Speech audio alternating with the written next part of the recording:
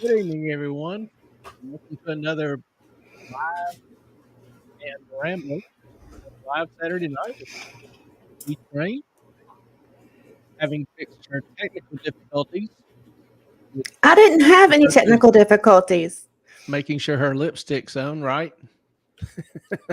Actually, I accidentally locked Tallulah in the bathroom, so I had to let her out. It happens. Fair enough. Hmm? I don't know how she got locked in the bathroom, but that's probably a story for another day. I just went in there, to pee, and apparently she stayed in there when I closed the door behind me. So Well, that's interesting. it happens. She is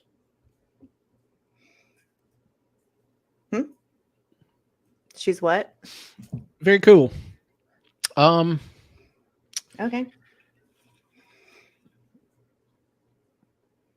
Sorry, I'm getting some feedback in my my phones. I just killed the source of the problem. Didn't know I had a another stream going, audio stream going. But technical difficulty, technical difficulties aside, it's good to see all y'all tonight. KP, Hey, Clay. I think I saw Melissa. Clay, we're professionals. Let's start over. Go ahead. How the hell is everyone? There you go. Damn good to see you tonight. Mm-hmm. Ought to be a fun night. There's a fair amount of news floating around in the universe we get to talk about. We're also going to hit Ooh. on some controversial issues as far as housing, looking at possibly some predictions or future possibilities anyway, and then Jekyll Island. The Federal Reserve is a big source of controversy. So we'll be talking about those things tonight as we pursue the evening, as we chase the sunset. But we're damn glad to have you joining us tonight. And if you guys don't mind, if there's something, and I know, Melissa, we're still working on the beginning investing video. I promise it will be there soon. But if there is any other, I know we suck, we're professionals. If there's any other topic that you guys want us to talk about or you want to hear about, please let us know. Because we're trying to come up with something every week and we're like, okay, what do they want to hear? We're like, we really don't know. So if you guys have any suggestions about what you would like us to talk about, or mostly Clay to talk about and me entertain you in the process, you can either send us a message on Twitter. It's at Moffat on Money, or email us moffatonmoney@gmail.com, or put a comment in the comment section and we'll handle it. We'll do it. Toots, hey honey. Hey Toots, how you doing? Good to see you. Joined by the always kind, sweet, and gracious Miss Toots as our mod for the evening. So she'll be keeping us straight, keeping us honest, helping the keep the questions popping up on the screen so that Ellen can point them out to me once again, that I can see them. And once again, good to see you. if you see Moffat on Money commenting, that is Toots. So it's a weird thing between StreamYard and YouTube, and it's hard to have different screens at the same time trying to figure it all out. So she, we gave her permission to come in here and at StreamYard and do what she needs to do. And hi, Carrie Berry's mom. And so that's Toots. I'm getting a little feedback from you, I think. Are you sure you're still good? Yeah. Okay. I have no other issues. Okay. Making sure. Do you have anything playing in the background? That's what my problem was. No. I had a tab open and did not realize it. Now I'm a professional. I know how to do this. Yeah.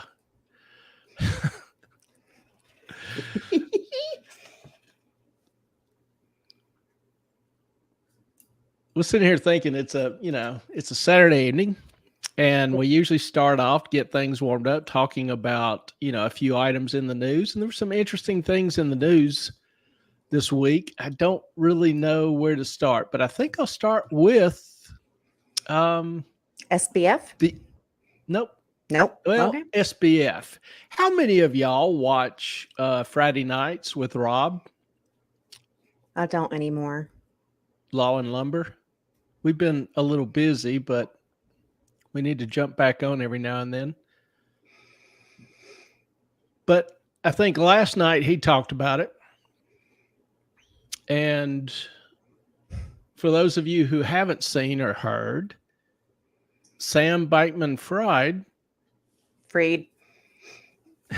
it'll always be fried to me. I Just know. because that irritates Just you. because it irritates me. I know.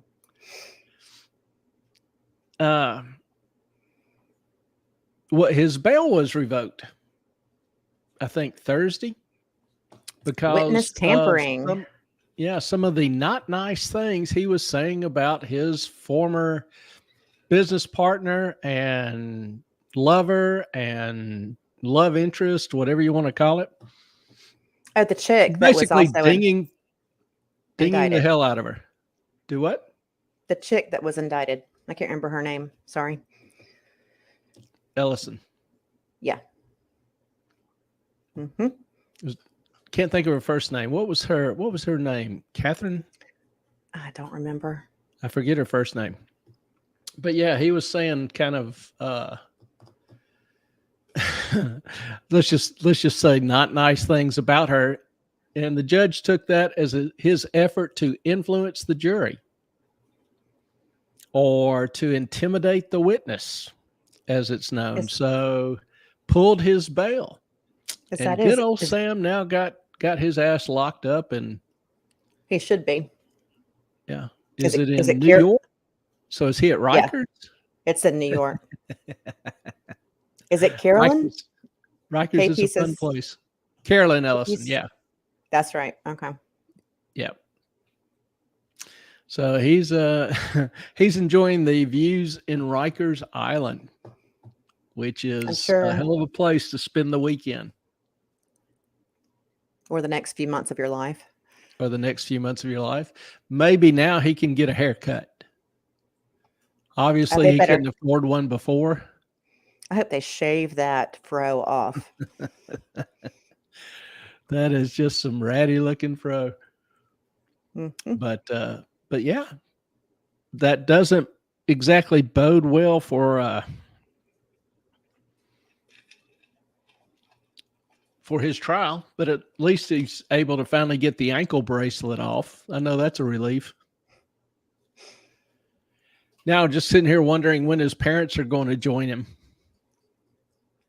Well, they're paying for his defense through money that they sort of took from FTX. So who knows?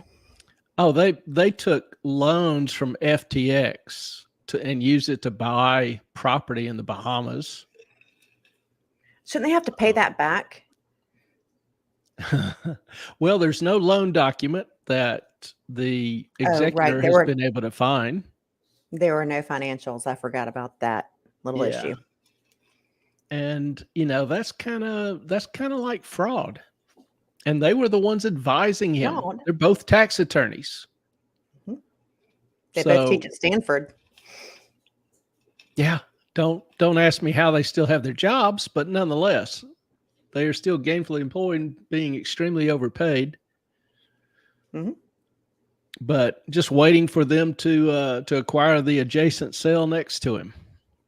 I don't know why charges haven't been brought against them and anyone else that took out a loan instead of, reporting it as income. Just a whole lot screwed up about that. I guess maybe they need to get rid of Sam's issues first and then work their way down the food chain. I don't know.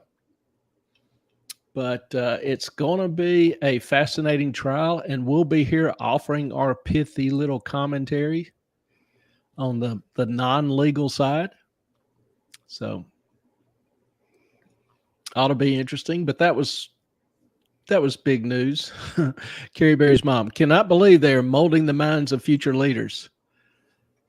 You see a lot of the product or the ideas coming out of law schools today, and it's almost scary. I mean, the pendulum has swung so far in one direction. Not even that. I mean, every school is becoming so far gone, in my opinion. I mean, I can't believe you still teach. That would be tough. Yeah, I just saw where the University of Arizona removed its DEI policies, which was kind of amazing. Thank goodness. And the other day S&P also pulled ESG, environmental, social, and governance, as a evaluating criteria, Good. which is pretty huge. BlackRock, the largest fund manager in the country, who was a huge advocate of ESG and DEI policies, has, Larry Flint has had to not Larry Flint, well, his first name, can't think of his name, but the CEO has had to backtrack a lot on that. And, they've lost $2.5 trillion in assets over it, which is a sizable loss to their bottom line. And, more still coming. So, I think in some ways, a little bit more balance. We're headed toward a little bit more balanced position, but got a long way to go because it's thoroughly entrenched.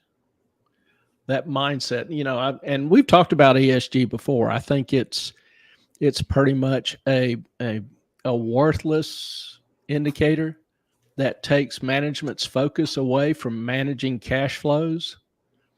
I mean, as an investor, the only reason you invest is show me the money. You want to see the cash.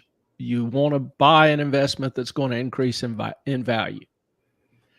So if management is not focused on that goal, which is hard enough in and of itself, if they're distracted on various warm, fuzzy issues, political issues,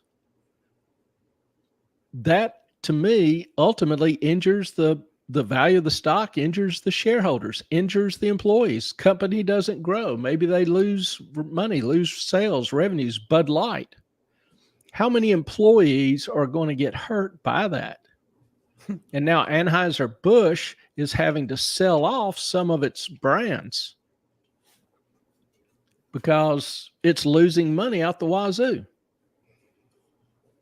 It's, there's a lot of people that get hurt by management incompetence. Unfortunately, that happens. It's still painful. There's this push, towards DEI or DI, whatever it is, DEI and, the ESG. Why do you think companies are now backing off? Why do you think that is? Because it seems to be such a important political strategy for companies. Why is? Well, it has been because, it's like Sam raised, built a company up to roughly $30 billion in value. How did he do that? Because he hobnobbed in the right circles and he said the right things, which he even later admitted he thought most of it was bullshit. His word, quote unquote. But he still said it. He still promoted it, this, altruistic capitalism. And he pushed it. And a lot of people bought into it and put billions with him. And, he became, at least for a little while, a billionaire. For a hot minute. So, people, there are influential, powerful people at, very high levels. I would sometimes call them, the elites, though I kind of hate that term because it makes them sound like they are in some way better, some shape, manner, or form better. We know But better. they're not. That's kind of a derogatory use of the term in my sense, the elites. And they want other elites' approval.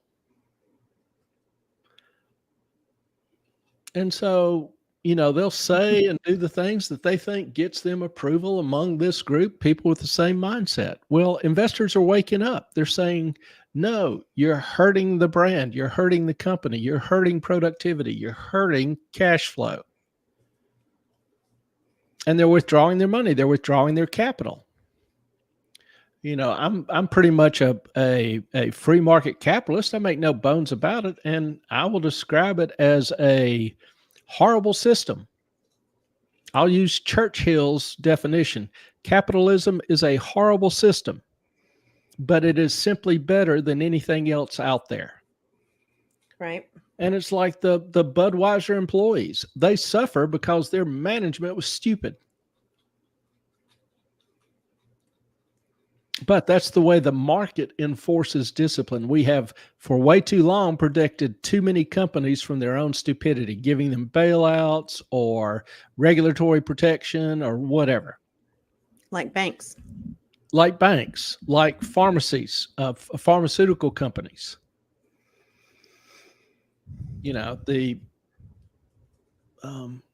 And it's terribly difficult for individuals who have been harmed by these. Look at, Mr. Frange in the UK, lost all of his banking services. This is a powerful guy, has access to media, very, well-connected guy. Let me ask you a question about that. So obviously he had a bank account. So what happened to the money in that account when he could note when he was rejected from being a customer? They would just write him a check that nobody would cash. So he's still got a check to deposit in some bank as soon as he finds one. Can we say hey to Brentwood and Catherine? We absolutely can. I always want to. Always will. Appreciate y'all joining us. Good to see y'all tonight.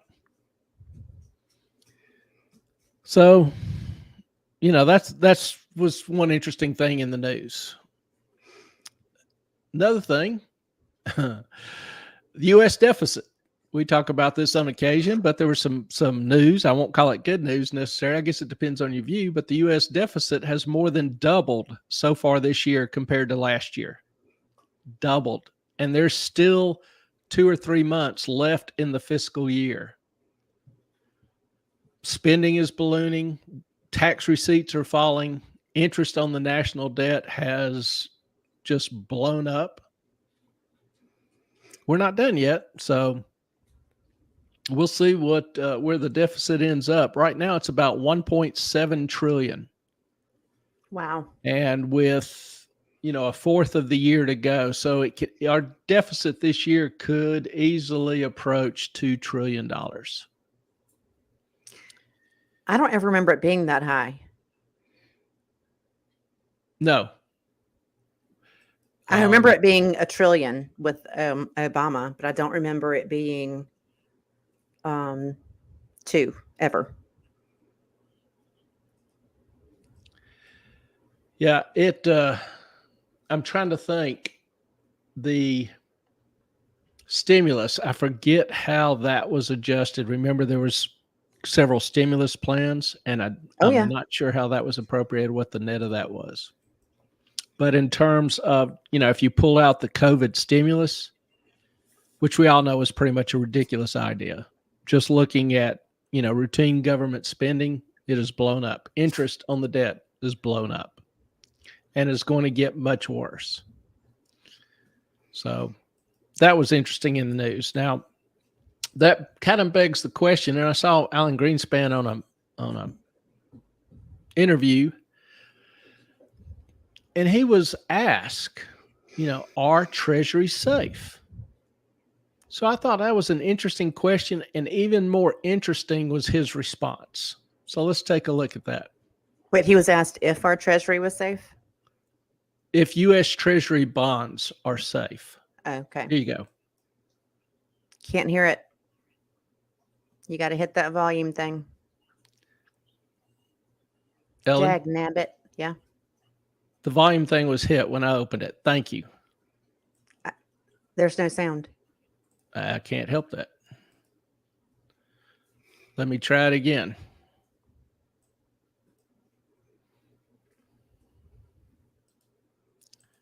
Give me a second here. Let me kill it and reopen it. I think I remember when I take the focus off of it, it doesn't work. Don't ask me why. See if this works. Are U.S. Treasury bonds still safe to invest in?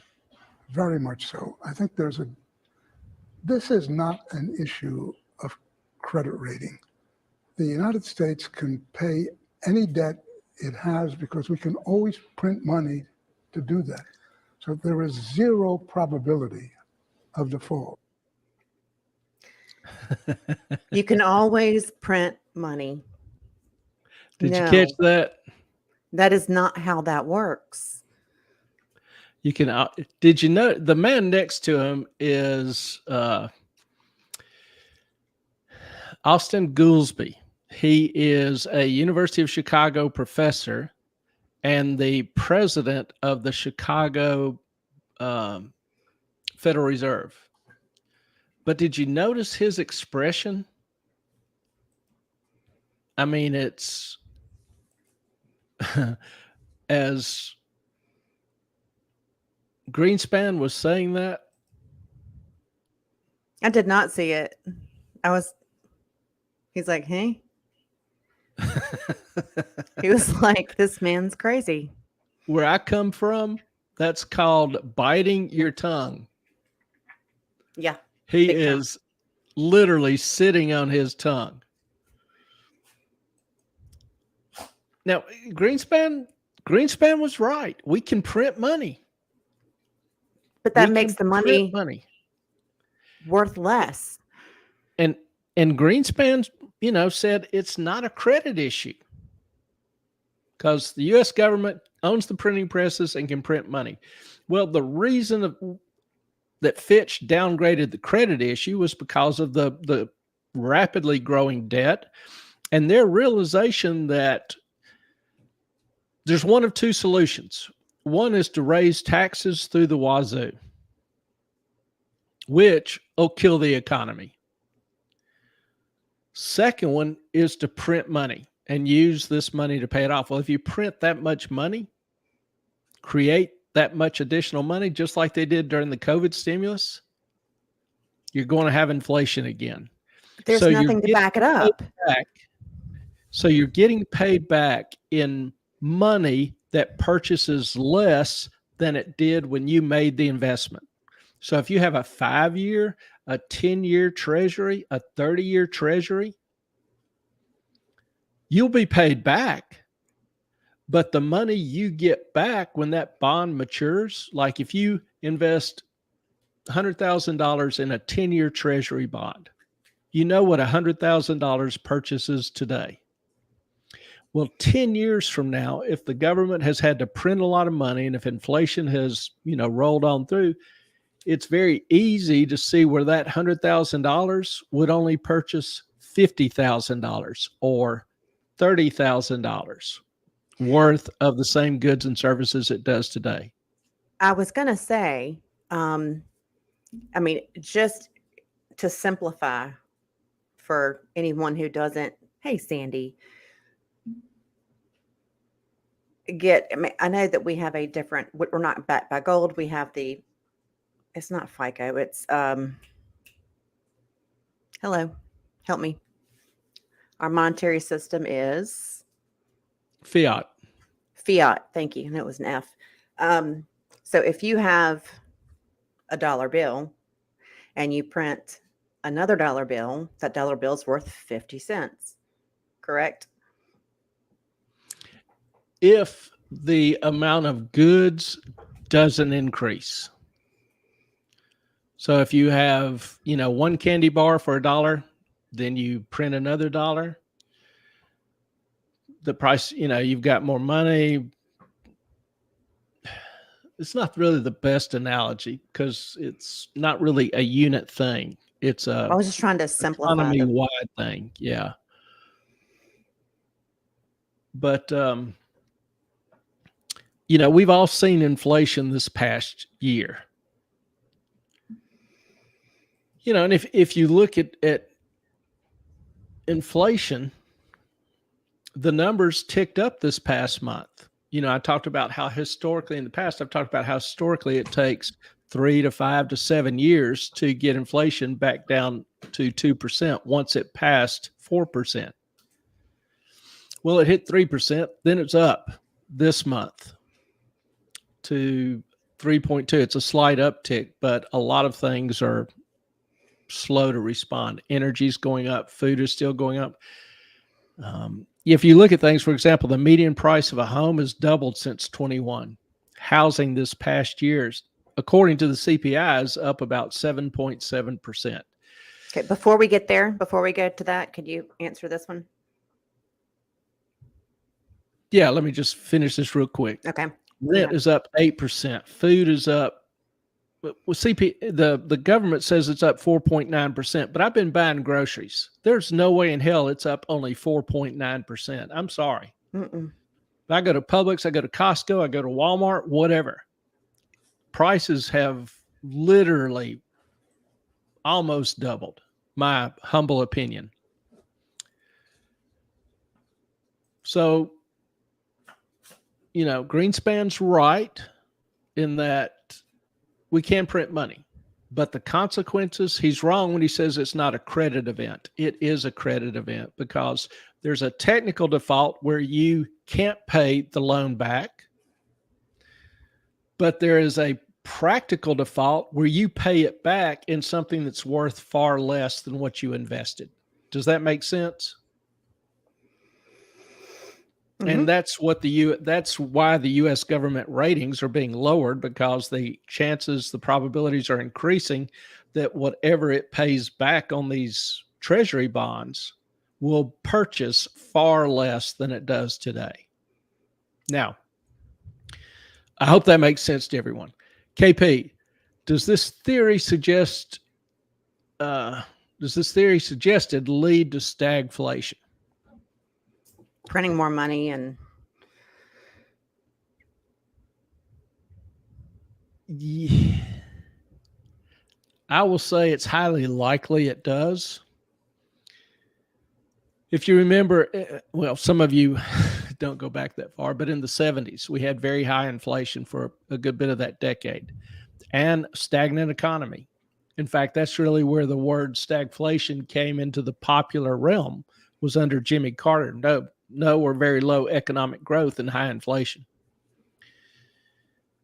Because inflation kind of feeds on itself. Like, did y'all see the other day where the UPS truck drivers settled and didn't strike? Well, what they settled for was an agreement to increase the truck drivers' pay over the next few years to $175,000. Now, if I'm a truck driver for UPS and they're, union comes to an agreement and says, hey, you're going from 80,000 to 175,000. I'm like, I'm good with that. But what are the impacts on UPS? What are the impacts on their shipping rates? Shipping rates are going to go through the roof. So will that hurt people's ability to ship goods? Will they ship fewer goods because people are paying less? I mean, just bought. I'm going to change topics real quick here for just a second. Everybody wish Ellen a happy birthday. Oh, stop it. It's coming up in a couple of days. Ordered her a birthday cake, her favorite birthday cake, and the shipping on it was $20. Well, if that shipping goes up to $40 or $50, still have to order it, but well, you don't have there's to. going to be a lot of people that don't. But y'all all wish Ellen a happy birthday and send her all the quan and the love. No, but I have to. Tallulah is dying to get on screen right now, but I have to give y'all a warning. Tallulah had lots of mats, and So Sandy, she kind of looks like your pup, but probably worse right now. But she's on my lap. She's dying to get on screen. She looks ridiculous and stupid. So say hello. I don't have any more hair. Oh, She got the hell shaved out of her. My favorite cake, Melissa, is the 7-layer caramel cake. Ooh, caramel cake from Caroline's Cakes. And it is the best freaking cake I think I've ever had in my life. Nofo used to sell them. Thanks, guys. Nofo used to sell them locally, and when they left Wilmington, I had to figure out how to get them. So it is an expensive cake. It is the yummiest freaking cake. It is like that sugary caramel icing, 7 layers in. Oh my gosh, y'all. Ugh. It's so good. I should bring it up here and show it. It is just the yummiest What's left thing. of it? What's left of it? Yeah, I shared lots of pieces with my neighbors. And I shared like 4 pieces that were like that thick. It is a big cake. It is so yummy. And yes, a Leo. Yes. Oh, thank you, KP. Yeah, thank y'all for sharing the Quan there. She's got her 28th birthday coming up, so we'll celebrate that. Y'all almost 50. Brentwood Chic, I know you're a Leo too. Leos are good people. We're fiery. Oh, listen, it is not a cheap cake. I'm not going to lie to you. But they ship it on dry ice. And the next day when you take it, oh my gosh, you just make you want to slap your mama. I'm just saying. Yeah, Clay has his limits. He one time I was in, I don't know, it was Spain. And I usually, when I travel, I bring my baby, my daughter, back something. You know, she was, I don't know, 15 or 16 at the time.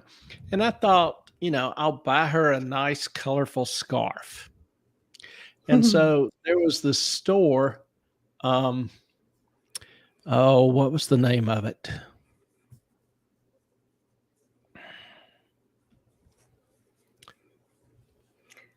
Ask them. The Louis, was it Louis Vuitton, the red bottom shoes? No, it was a designer. It was the red bottom shoes was something else. That was a birthday present. This was I don't think it was Chanel. It was no, it's a name with a funny pronunciation. Huh? Hermes. Yeah. That sounds, Hermes. Good job, Carrie Berry's mom. Hermes. Good job. Thank you. And so named after the Greek god Hermes, but nonetheless.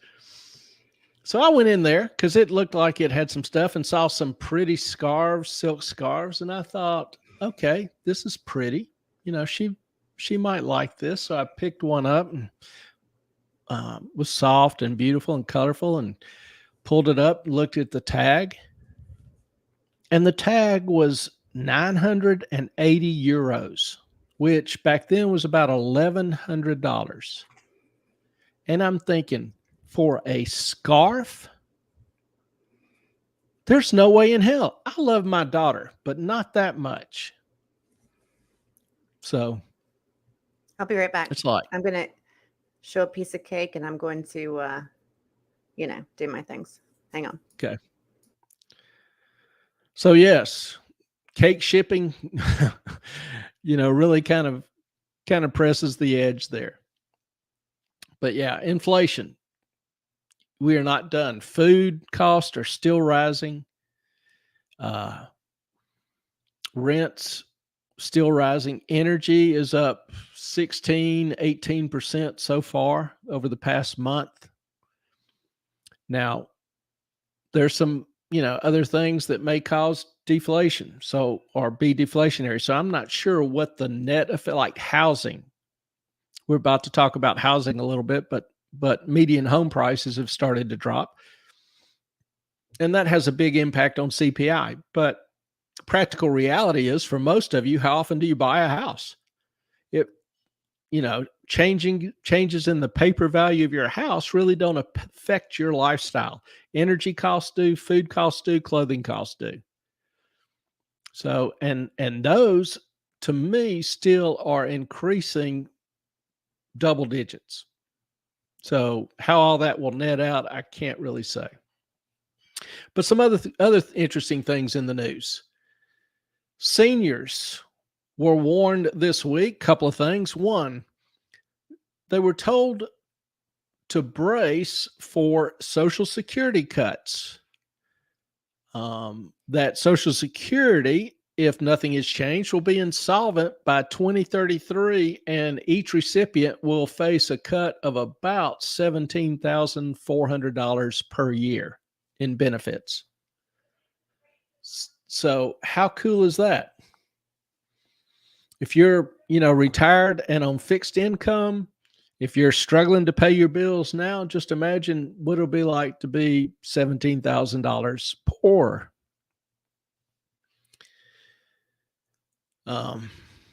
In addition,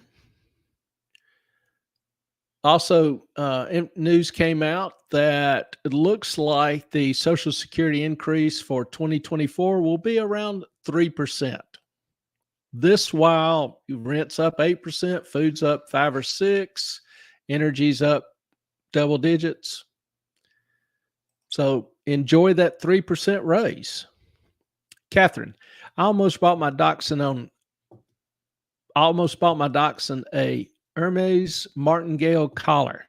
It was reasonably priced at $350 and quite gorgeous, but it was a Kelly green and she was a black and tan standard. Oh, the horror of it all.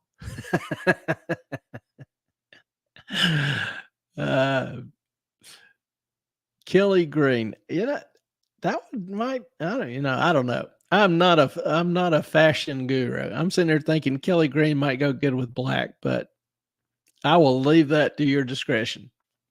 I'll certainly make better decisions in that regard than I would. Said caramel cake. It is the best freaking cake on the planet. I don't care who you are. She loves this stuff. It's like crack to her. It is. Really I have eaten the entire cake by myself, and it is a 10-pound cake.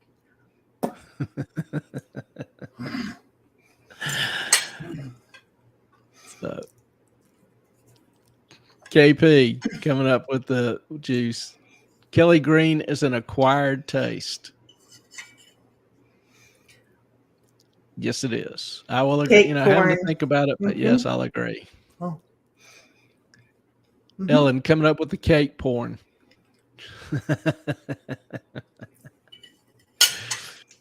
It does. I have to wait and savor it. But Clay hates caramel. Oh, you can't hear me. Clay hates caramel, and he was like, "Yeah, this isn't even that bad." I mean, caramel's just burnt sugar.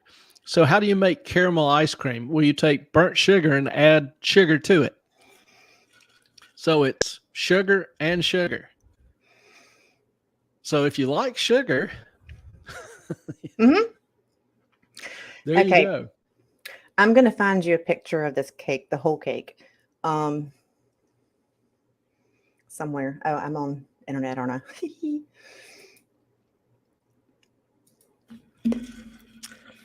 I'm getting there.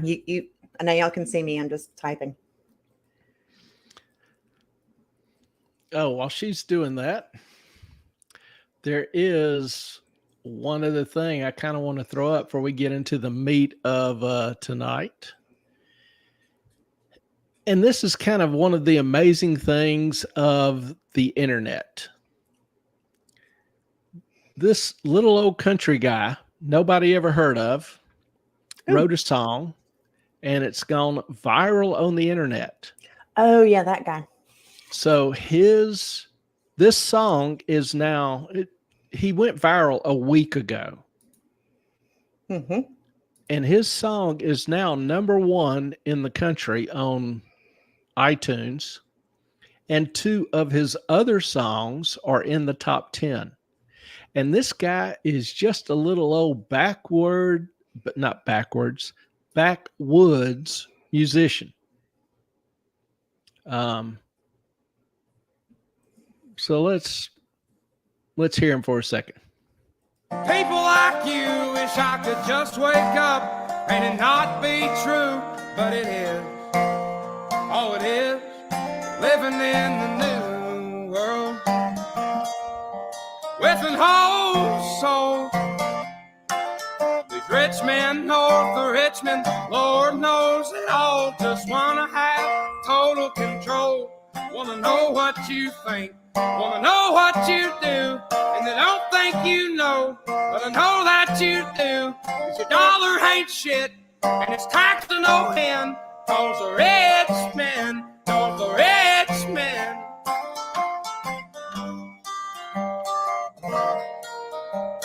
People.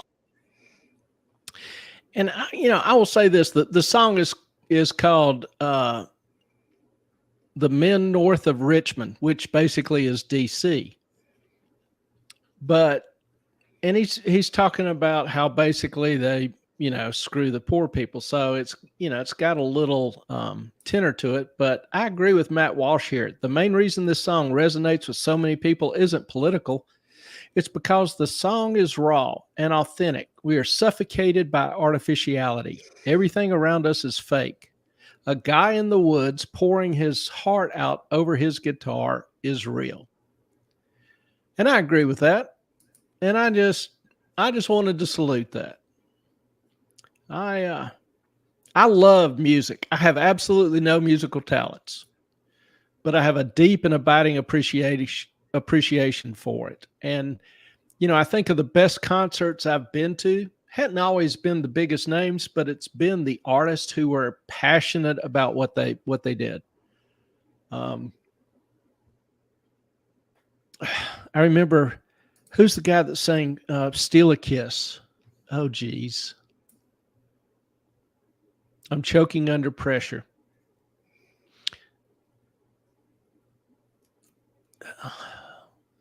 Can't think of his name, but I saw him in a little hole-in-the-wall place, and the dude played for an hour and a half, 2 hours, just strumming up there with his, band behind him. He looks around, he motions to his band and says, "Y'all go take a break." And while the band is taking a 30-minute break, he's up there playing and walking around, comes down the stage, walks around in the audience, singing. 200-300 people there. Wow. The band comes back. He plays for another hour and a half. Just absolutely loved what he did. One of the best concerts I've ever been to. Brentwood, thanks for sharing. Nashville execs will be knocking on his door. Actually, they'll be too late. Tom Rich of Big and Rich fame has already offered to fund the guy's production of to record a whole album, rent out the studio and everything. And Dan Bongino has offered to pay for the marketing. So the guy's already has millions of dollars behind him if he wants to become a public artist, which I think is pretty cool. Very cool. All right, Clay, I can't. You can't. I'm just going to send you the link. Okay, here, let me do this. Can you look it up? How's that? Yeah, but they want to see it. They want to see it. Oh, okay.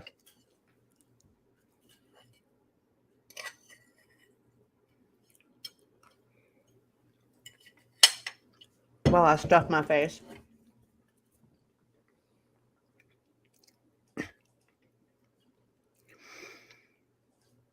No, you didn't. Can you say that? Crazy Cat Queen got me an autograph. Tom Ellis. Oh my God. You are the best. Why are you hobbling? Crazy Cat Queen, you're the best. Thank you. That's the best birthday present ever, besides the cake, of course, Clay. Ever. That's okay. That's very sweet of you, Crazy Cat Queen. Very sweet. Woo! Now, I've got one question. One question, Ellen. Yes. Who's Tom Ellis? Lucifer. Oh, jeez. All right, y'all. Just nothing I can say to that. You haven't Ellen is seen excited it. about getting Lucifer's signature. It's a show. It's actually really good because Lucifer ends up being like better than you would think it's just it's a lot, Clay. You don't understand. I'm still eating the hell out of my cake though. Sorry. That's all right. But that is the cake. 7-layer cake. It is the yummiest thing ever. Woohoo! Crazy Cat Queen, you are my favorite human right now. You know, look up Tom Ellis. Clay.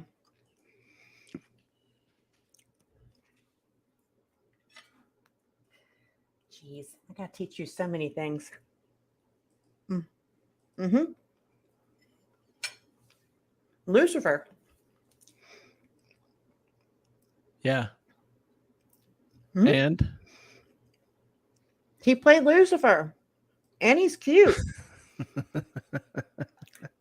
I mean, come on. You can't blame a girl for having a famous crush. I think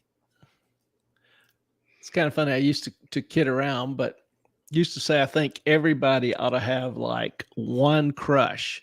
You know, mine was Eva Mendes. And, you know, I would tell my class, you know, if anybody wanted to be an honor student, graduate with honors, if they had Eva Mendes's digits. And I told them, if Eva Mendes ever calls and asks me out, I'm gone. No questions asked. I'll be gone. So if, you know, class comes and I don't show up and the rapture hasn't occurred, I'm with Eva Mendes. Probably won't be back. You have fun with that. Yeah. Like Tom Ellis is ever going to contact me the same.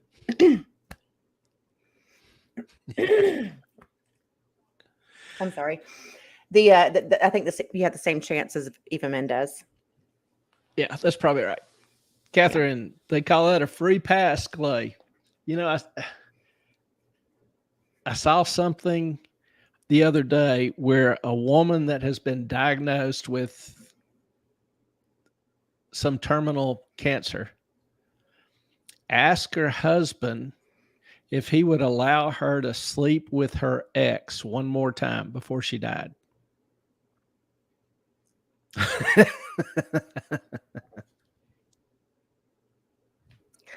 What? Yeah. And I'm like, because clearly that meteor, huh? Clearly she loves you so much that she's asking to sleep with her ex. Time for that meteor to come. I'm like, this world has just kind of left me behind. Carrie Bear's mom, going to bow out and be part of the replay crew. Need to get hubby's APM meds, etc. Happy birthday, Ellen. Enjoy. Carrie Bear, appreciate you joining in. Good to see you. Good night. Thank you. Yeah, I'm like, you know, OMG. Huh? I mean, that's like, I don't really love you. I really want to sleep with my ex again. So yeah, y'all have fun. Yeah, the idea was that the sex was better with him and she wanted to have, you know, one more good night before she died. You know, do you say sure and then file for a divorce? I don't know. I could not even. That is, Yeah. I got nothing. Clearly, she still has a thing for him. Obviously, Yes. Pretty much. that is that. Shoot, that's terrible. Leave. Welcome Okay. to modern times. I just don't. All right. Mm. Yeah. Oh. Main topic for the night, housing. That was kind of like a drum roll there or something. Crazy Cat Queen. I'm going to be a terrible person, but why did she? That's not a terrible person. That's just like what in the tarnation, falutin kind of back assword stuff is going on there. That is just messed up. You know, it's like she's thinking, I'm dead in 9 months. I don't care anymore. I want to have one good night. I don't know. I agree.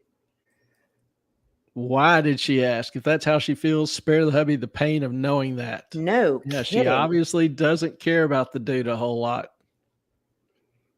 I mean, that would break his heart right before she passes. That is horrible. Like, thanks for, being there for me, but, you really weren't the one. Yeah. That's not a free pass. No way. Yeah. I just, sometimes I just am very confident I don't belong in this world. It is a different place, a different time. I just eat my cake and be happy. Well, while you're eating your cake and happy, let's talk about some other happy stuff. Housing. That's not a lot happy. of interest in housing. We talked in the past about the affordability of housing being at an all-time low. Houses are not affordable for, the average worker, so far out of their price range. The average house payment right now is about $22,800. That's high. Which is up 86% in 3 years. Up 86% in 3 years. Median rent is up to $1,850. That's up 25%. So we were asked a couple of weeks ago, is it a good time to buy a house? Well, just over the last few months, median home prices have dropped from 400, let's say round numbers here, $480,000 at the end of 2022 to $416,000 at the end of May. Now, this while the current national mortgage for current national average rate for a 30-year mortgage is about 7.4%. Pretty steep. And that drop in median prices, that's largely in new homes. Existing homes have held their value a little bit better, but sales are down 18% from 2022. That's not really because people aren't interested. That's just because there's no supply. That's one reason why they've held their value a little better. At current rates, it looks like about 4 million homes will sell this year, which is on the low side. Usually it's 5.5, 6 million. The only reason that there's not more supply of homes is because borrowers are locked into their 3% mortgages. They don't want to surrender a home with a 3% mortgage and have to go buy another home, even if it's a little nicer, a little bigger, at 7.5%. So, people that are buying homes now, and some people you have to move to jobs, to schools, whatever. They still have to move, have to find a house. A lot of them are thinking, and I've heard people talk about this, they're thinking, okay, I'll go ahead and get that 7% mortgage. And then in a year or 2 years, when rates drop, I can refinance it at a lower rate. And I'm like, to quote the immortal philosopher, not so fast, my friend. Y'all ever watch ESPN and Lee Corso? No, but you can't guarantee the rates are going to go down. You can't get a mortgage assuming that in 2 years the rates are going to be, and you can't assume that you're still going to have a job or the job that you have now. That's a lot of assumption, in my opinion. Well, you're right. It is. But there's also another angle to that. We also mentioned last week about a potential or the Airbnb bust. You know, according to some reports, and some reports differ, but revenues have dropped 50% in many markets. According to Nick Jurley of Revan True Consulting, he says Airbnb revenues have dropped 50%. If this is true, then many of the owners of these unrentable houses, you know, they bought these houses in the last couple of years when prices were at their peak, right? They have a high monthly payment that they expected to cover with rents. Well, a lot of them don't have much margin for error.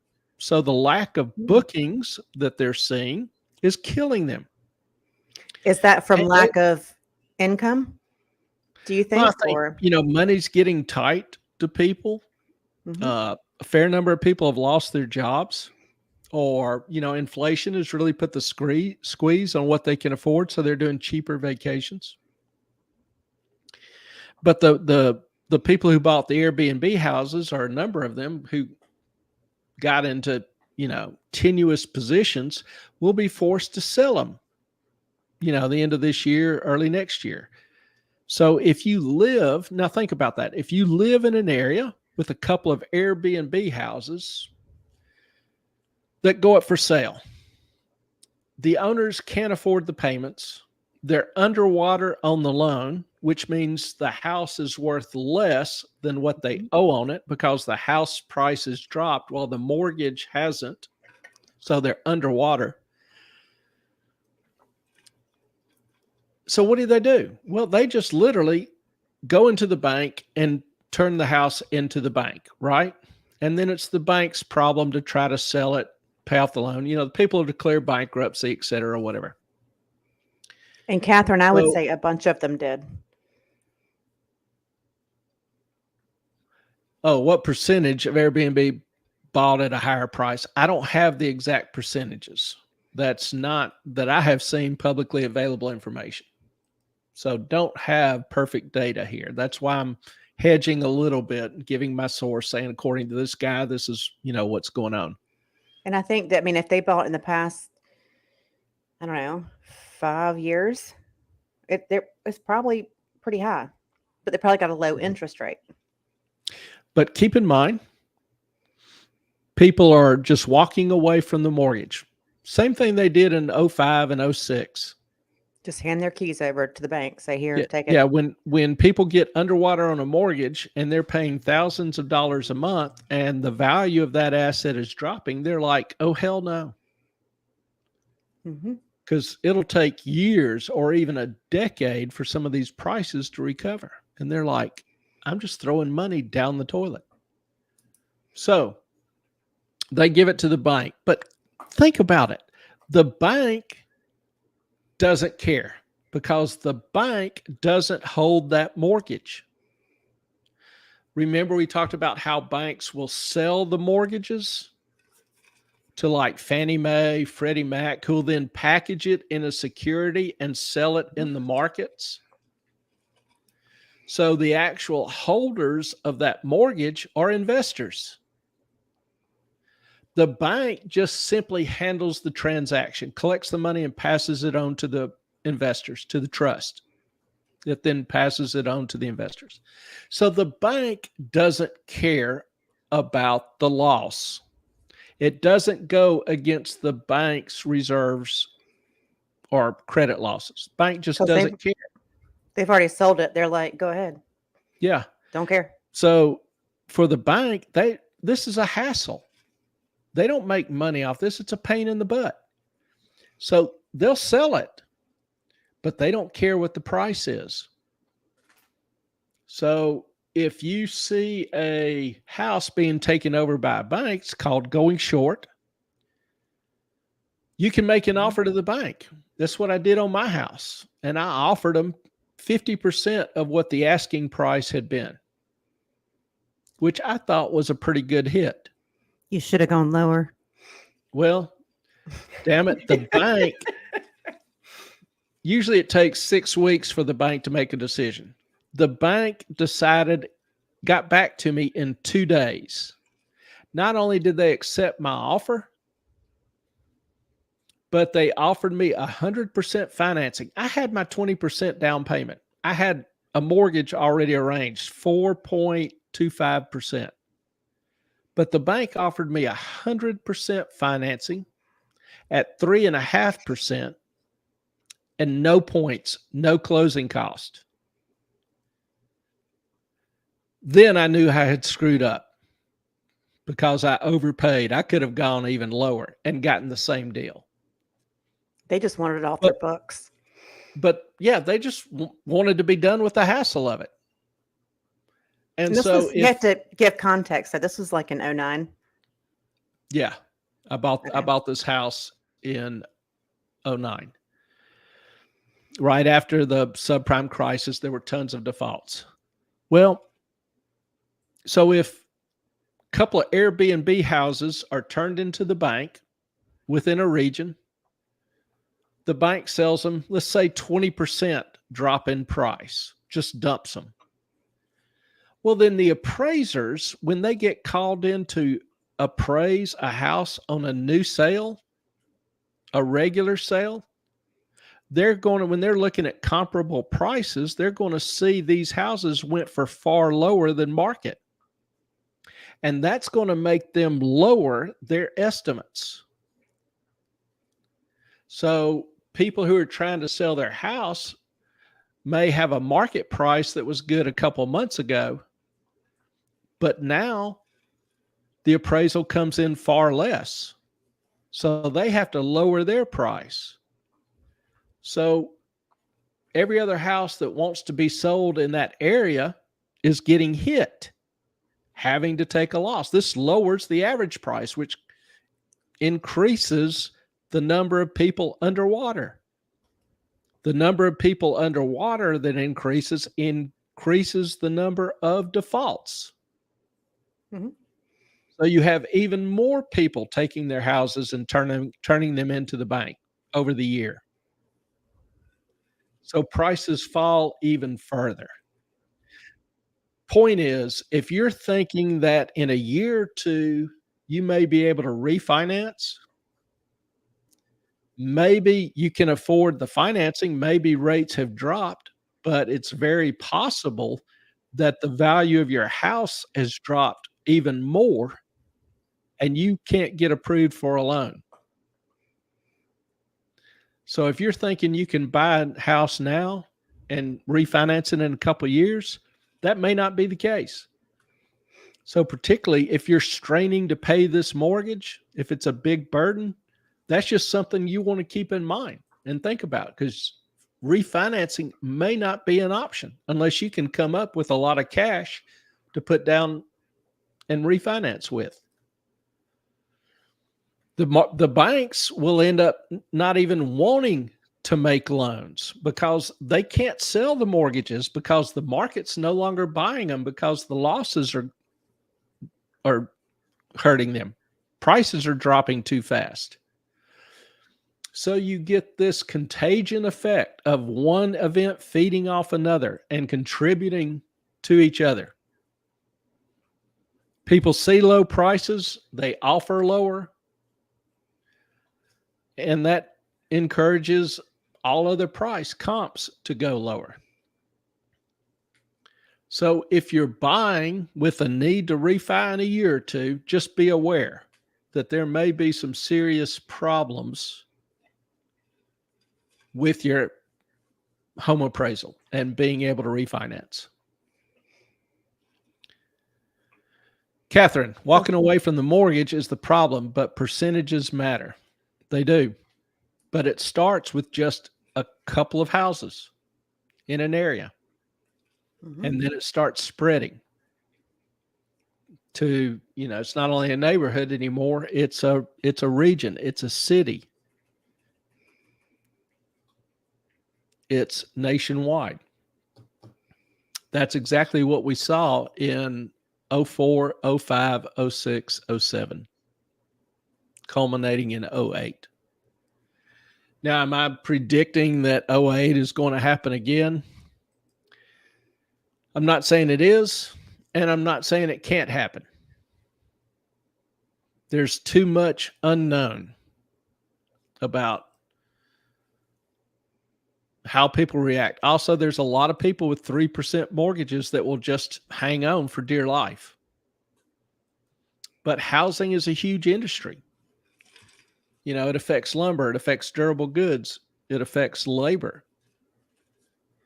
It is the single most important industry with regards to its economic impacts and economic growth of any other industry in the country. So if housing starts getting wrapped up, torn down, it's going to have cascading effects, which won't be good. So I can't exactly tell you what will happen, but at least you'll have some idea, some warning that maybe will help you make better decisions. Catherine. Oh, for Zan. Sorry you're not feeling great. Thank you for spending your evening with us, and please feel better soon. So is Zanza tired? Not feeling good? No, she's not. I'm sorry. She has left us for the evening. I am too. Sweet dreams, love. Sweet dreams. Get some Hope you rest. get feeling better soon. Why is Airbnb illegal in West Hollywood? I was curious about that. I kept showing that and you kept. Wonder what that's about. Don't know. Well, some cities have tried to make it illegal because they don't like competition for the hotels. They get taxes off hotels, hotel rentals. They don't off Airbnb because it's usually a private transaction. True. So right. I think that's a big incentive for Fair enough. cities to try to limit Airbnb. Fair enough. Airbnb is big in Nashville with all the bachelorette parties. I think, Everybody in Nashville getting married? or going to Nashville for the party. I think is it Sevierville is a suburb of Nashville? Sehudaville? Sevierville? SEA? Sevierville, because remember in the list that I saw from Nick Girilli, that city in Tennessee was down. Airbnb, he had the Airbnb values down, revenues down 50%, 47%. Oh wow! What are the Woo girls? I don't girls know. Walking around downtown going woo when they get drunk. Oh, gotcha. That's where it's allowed. We are rent controlled, and the issue is people will rent apartments with Airbnb. Okay, I gotcha. That makes sense. Oh, I didn't even think about rent control. Mm-hmm. Brentwood Jick, pronounced Sevierville. Got it now. That is East Tennessee. Gotcha. So I was thinking that was a suburb of Nashville. Okay. I need to get my Tennessee geography down pat. So when it's just Clay and I on here and your comments like pop up, disappear, it's because we're fighting each other on which one we're going to show. Just FYI. Or we both want to show the same one at the same time? Yeah. And one pops on, the other one pops off. That's more likely. Mm-hmm. So if you're going to, if you're thinking about buying a house to refinance in short order, just be careful. Just be aware of the risk. Don't get your hopies up. Yeah, potential danger. Second topic for the night is a little bit more controversial one. Jekyll Island, the Federal Reserve. Now, some of you may not be familiar with Jekyll Island. It's actually the name of the book. And it's actually the name of a real island off the Georgia coast, a resort island. And it is kind of come to be associated with the Federal Reserve, the origin, the nature of the Federal Reserve. So tonight we try to clear up some confusion and questions about that. Now, I called this section Jekyll Island because of the controversy surrounding the Federal Reserve. The controversy, a lot of it arises from a book of that same name written by G. Edward Griffin, The Creature from Jekyll Island. Clay nailed it. I always like to see that. Just that first sentence is perfect. Drunk bachelorette girls going woo after drinking. Bushwhackers. Bushwhackers. It's a real drink. Yeah, that was a good guess of mine. I've actually never been around them. Actually, never seen that in my life. That was just a good guess. Yeah, right. Yeah. I know better. Now, Jekyll Island. Griffin and his book basically put the notion out that the creation of the Fed and its operation is somewhat sinister in nature. And if you read the book, I mean, he really is making it using all sorts of adjectives and everything to make it as much of a sinister cabal as he possibly can, with it being under the control of New York's financial elite. So let's take a look at some of the allegations in the book and the history of Jekyll Island. Hang on, before you go there, let me just tell you what I heard, okay? Just through the grapevine and many other things. The Bilderbergs, the Rockefellers, the Guggenheims, and there's another family starts with a D, would all meet there every few years and discuss how they wanted the finances in the world to go. That's the rumor. Different rumor, different group. Okay. That has more to do with the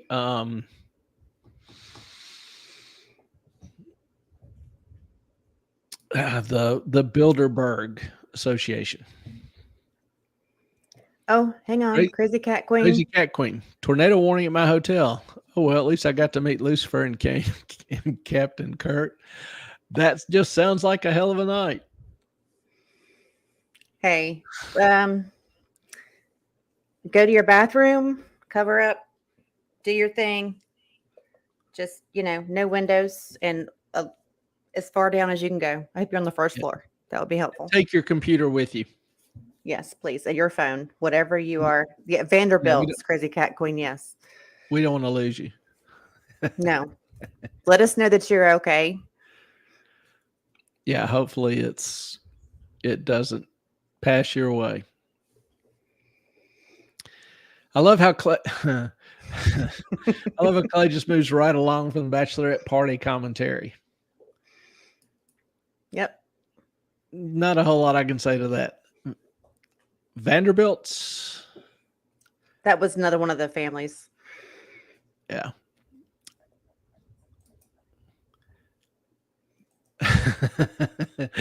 William Shatner, Crazy Cat Queen, apparently met William Shatner. Or that's Captain Kirk. Yeah. And Kane, which is Kane. I think she's talking about Dean Kane, Superman. Clark Kent, maybe. No. Yeah. Clark no, Kent, the other. Superman. No. I don't. Maybe that's the Kane. I know there was the other one from Smallville. He did a movie here, and he stayed at a friend of mine's house, and she would not let me go stalk him. I was so mad. Yes, Ellen is a stalker. Trust me. I'm not a stalker. I don't stalk anything but my dogs that look ridiculous right now. But anyway, all right. The History of Jekyll Island by Griffin. Book kind of starts out talking about in 1910, a coalition of Wall Street bankers and senators met on Jekyll Island. The bankers were wanting to establish a new central bank according to Griffin, and several movies have been made about this meeting in 1910 on Jekyll Island. You've got the Money Changers, you've got the now Zeitgeist. The idea was to give Wall Street bankers near total control of the banking system, the financial system, and allow them to manipulate it for their gain, at least according to Griffin. Now, how firm of a foundation does Griffin have for these apocalyptic tales? First, let me give you a little background, because what is any retelling of history without some context, some background? If you look at banking in the U.S. in the 1800s, early 1900s, prior to the Civil War, there were thousands of banks. All were chartered by their respective states. There were no federal controls. There were no federal banking laws. Now, the state regs were pretty spotty, pretty inconsistent, varied obviously from state to state, oftentimes very poorly enforced. Oh, I forgot. I'm sorry. I forgot about that. I totally forgot about that. Okay, you're so right. Okay, it's been all since I've watched it, so I'm sorry, Clay. We're fangirling over here. That's But okay. Jekyll Island, yes, please go ahead. I apologize. No, I've been on a few other broadcasts, and the chat's going all sorts of directions. So it's just kind of funny to see, because things are slow enough where I can actually talk and read some of them. I don't catch them all, but some of them I can read. And because I missed some of the others, I'm like trying to figure out what exactly is being said. But no, we're having a Tom fest over here. Tom Ellis, Tom Welling, all the Toms. That's okay. That's, apparently Tom has a lot of fans and support. So, can't argue with that. Can't blame. Here you're good. Having their. I can see what he's about to put up. I can see what he's about to put up. Yeah. Eva Mendes. We're getting equal time here. You realize that you have mostly chicks in the chat, Anybody right? that can't appreciate Eva Mendes. All right. You put up Tom Ellis earlier. Put up Tom Welling. You got to. Tom Welling, Welling. No, Welling. Oh, Lucifer, Melissa, is really good. It is super. I think they have like 6 seasons. And all of you do look like Eva Menendez. Mm-hmm. Every single one of you, I agree.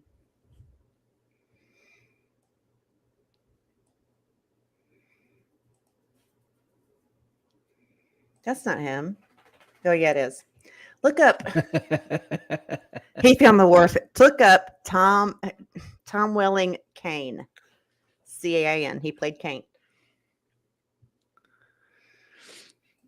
And cool thing about Eva is she married some dude that I can't stand, and basically has pretty much given up acting to do the mom thing. So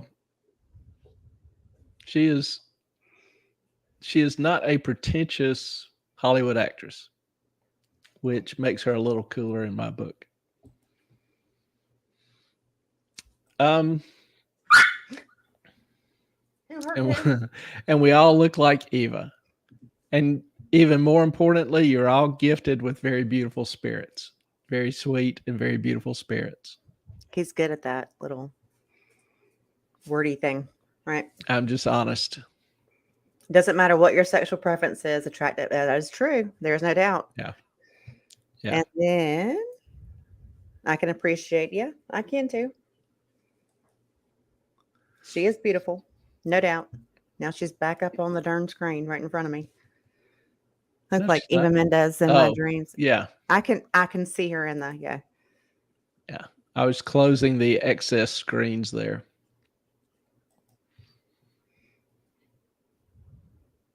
All of y'all are beautiful.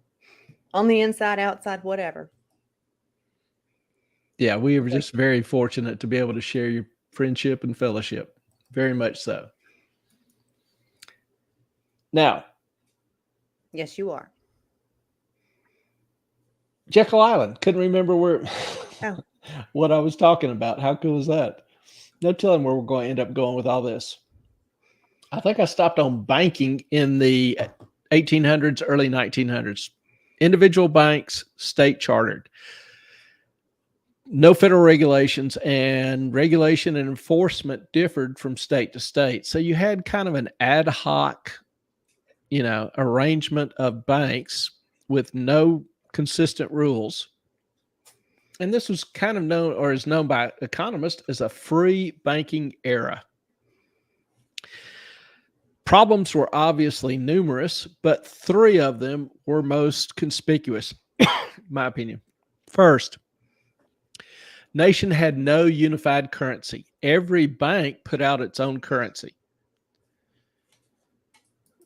So, this is problematic. It's like going from nation to nation, and each nation has a different currency. You have to negotiate or you have to have an exchange rate.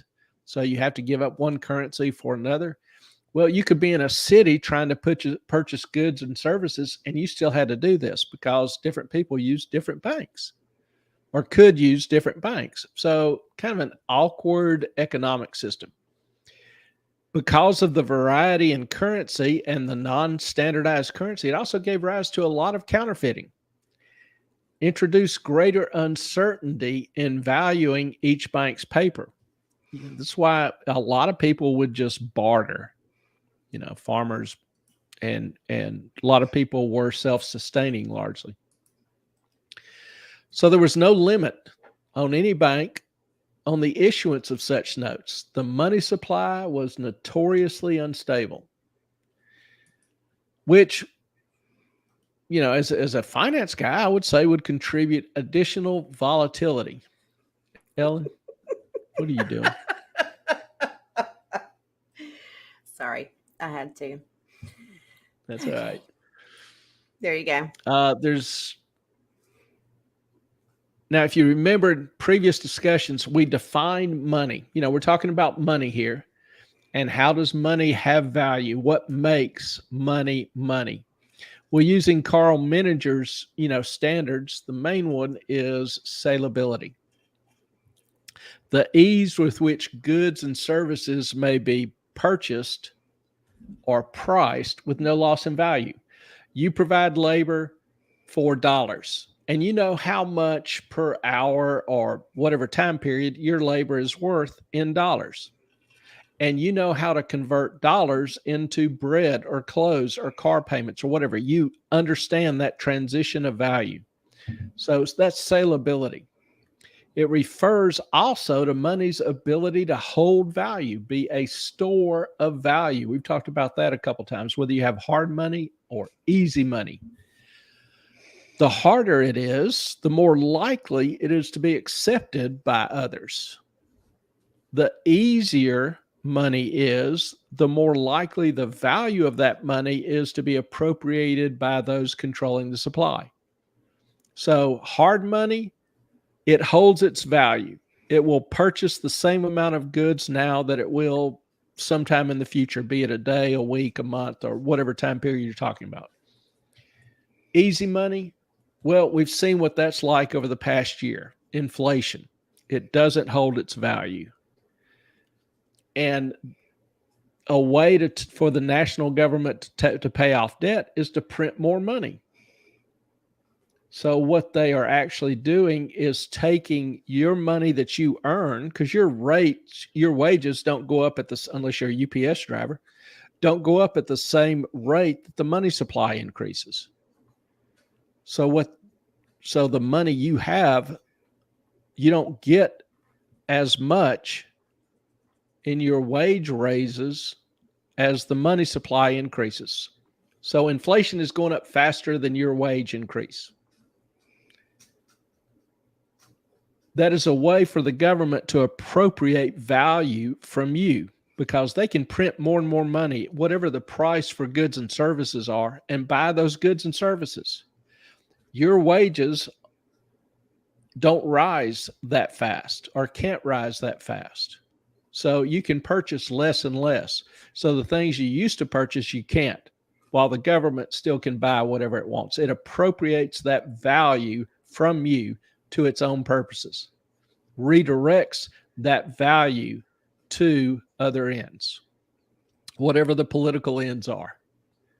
Easy money. So the quality of money during this free banking area lacked substantially all these qualities. This gave rise to frequent bank runs, depression, severe crises, and lack of confidence in the system.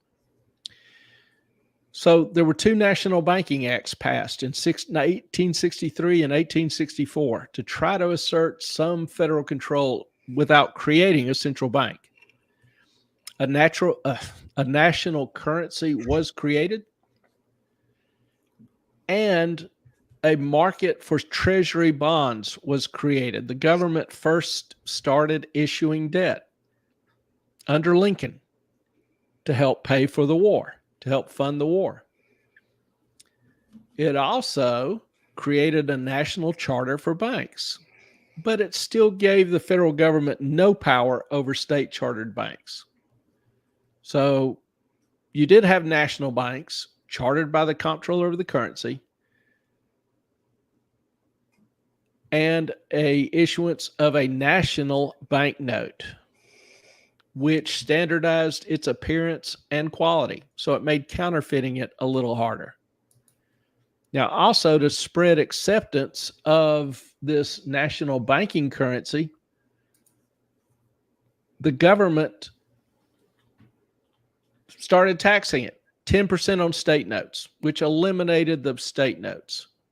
So more pressure put on to accept the national currency. There were lots of other issues with small banks and all, but for conciseness sake, let's just say there were numerous problems and several banking panics. Now, this is where we get to the kind of the critical point. There was a panic in 1907 that caused several large New York banks to fail, generated the worst depression in the history of the country up to that time. Banks suspended withdrawals, unemployment reached 20%, millions lost their deposits. Now, interestingly, this crisis was alleviated by J.P. Morgan, figure of some renown. He made temporary loans to the New York banks to help them weather the storm because people were trying to get their money out of the banks. They couldn't withdraw their money. They didn't have any liquidity. They didn't have cash to pay out, even though they had. Remember, if you make a deposit at a bank, they just don't put your money in the vault. They lend it out. So they don't have that much actual currency in their drawers or in the vault. So if a lot of people go all at once to try to withdraw their money, there's liquidity problems. Everybody can't get their money. So you had this huge financial crisis, which gave rise to the Federal Reserve Act of 1913. Following this disaster, obviously, there was a movement for banking reform. Much of the country was still distrustful of bankers, didn't like bankers, were all mad at them.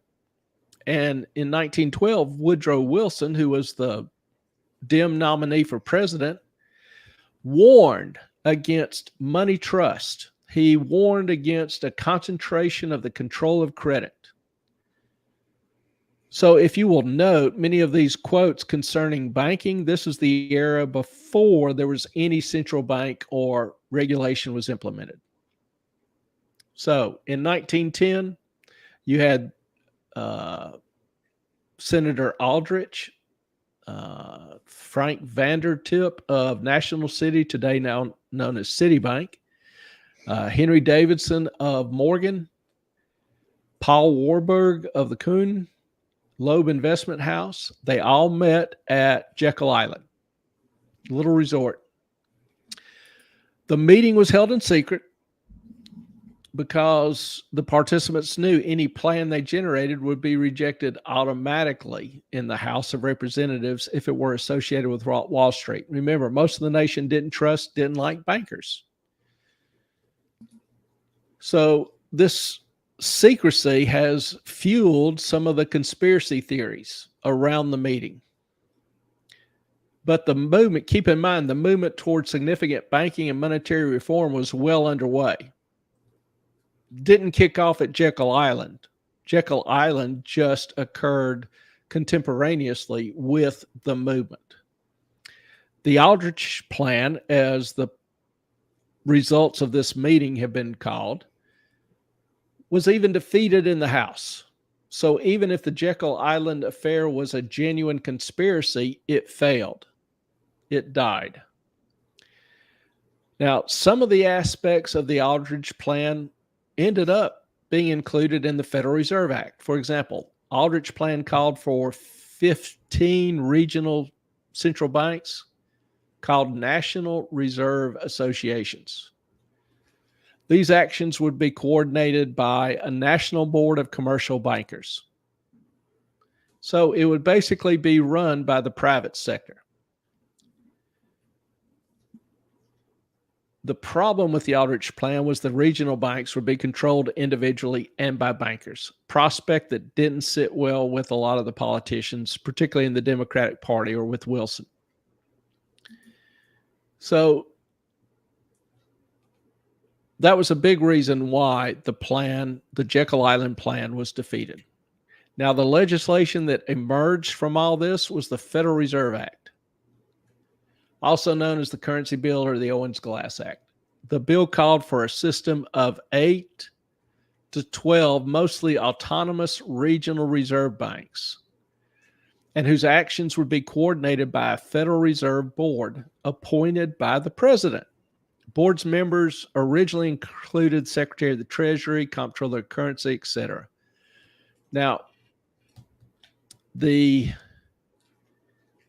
idea is that the system would be ultimately under the control of government. So Wilson signed the bill at the end of 1913, and the Federal Reserve System was born. Now, Griffin argues in his book that the Federal Reserve Act was passed illegally. It's a silly conspiracy theory. He holds that it was done in the middle of the night and there weren't sufficient senators or representatives there for a quorum, because the Constitution states that both the House and the Senate must have at least half of their members present to vote on any bill.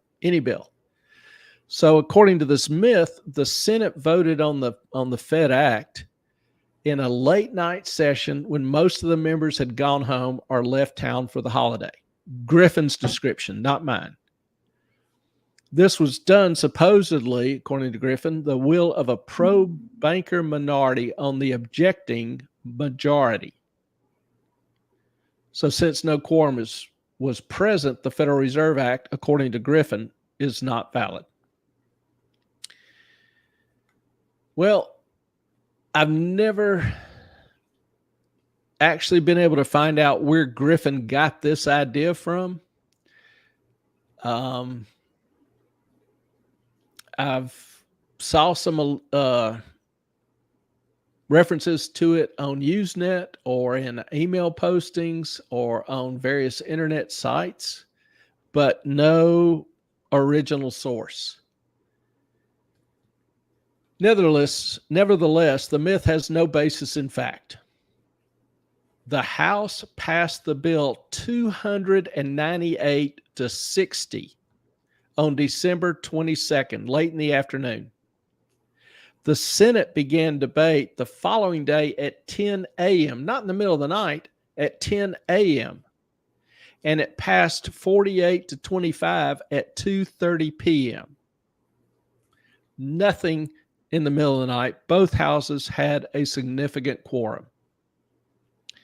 Now, what are the missing senators in 1913, there were 48 states. 48 votes plus the tie-breaking vote of Thomas Marshall would have been sufficient.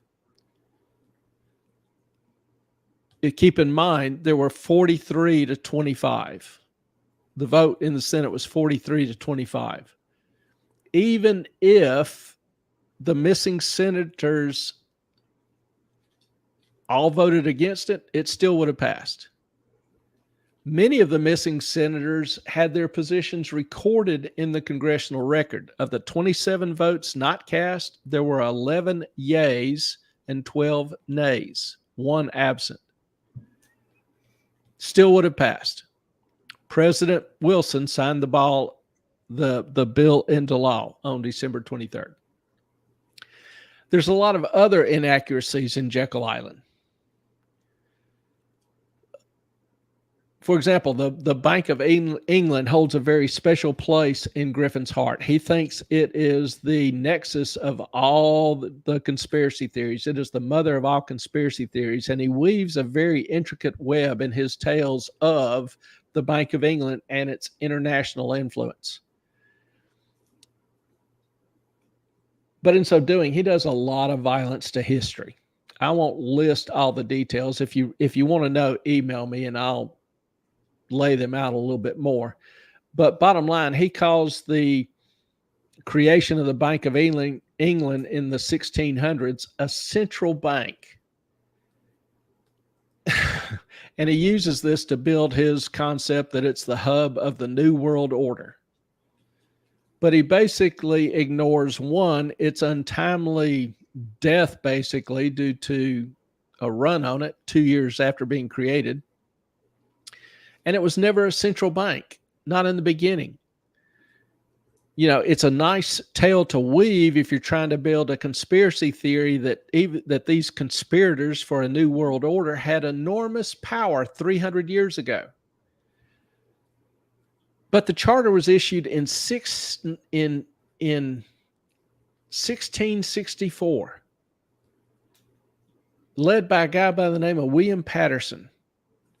But the Bank of England at that time had no central bank powers or functions. It wasn't a lender of last resort. It wasn't regulator of financial activity. It didn't control the money supply. It had no influence on the economy at large. In addition, Griffin describes monetary scientists or political scientists as the two groups forming the Bank of England. But both of these are fabricated. There is no historical account of any meeting between such groups. There's no historical account of any existence of such true groups or two groups that could even be identified as such. In creating the Bank of England, there was a public subscription for a stock enterprise, not a private meeting of some cabal, plotters, or intriguers. It's a complete and utter myth. Griffin also alludes to some 7-point plan which would serve their mutual interest, the interest of the plotters. Again, another fabrication. Accounts of the era never mention or even hint of this. Griffin offers no support, no specific document, no specific information, just a vague reference. He also talks about how the Bank of England created subset of banks, country banks as he refers to them, and inflation prices rose 100% in 2 years. Another complete fabrication. There's no data showing inflation was 100%. There's no standardized currency at the time. There were no country banks created during this time. There were only two banking schemes that came into fruition: the Orphans Bank and the Millionaires Bank. The former was short-lived, 6 months if I remember. The latter had to give up banking operations in order to survive. So neither bank will, establish branches or anything. So fundamentally, in nearly every respect, Griffin creates bullshit in trying to argue that the Fed Act was an extension of some great conspiracy initiated by the Bank of England. The act was not passed surreptitiously on Christmas Day. The Rothschilds don't own a controlling interest in the Fed or even New York Bank. Now, the question is, ultimately, is the Fed a private bank? And I argue not by any ordinary definition of private. You know, if we start, a lot of people who argue that the Fed is private will use a lawsuit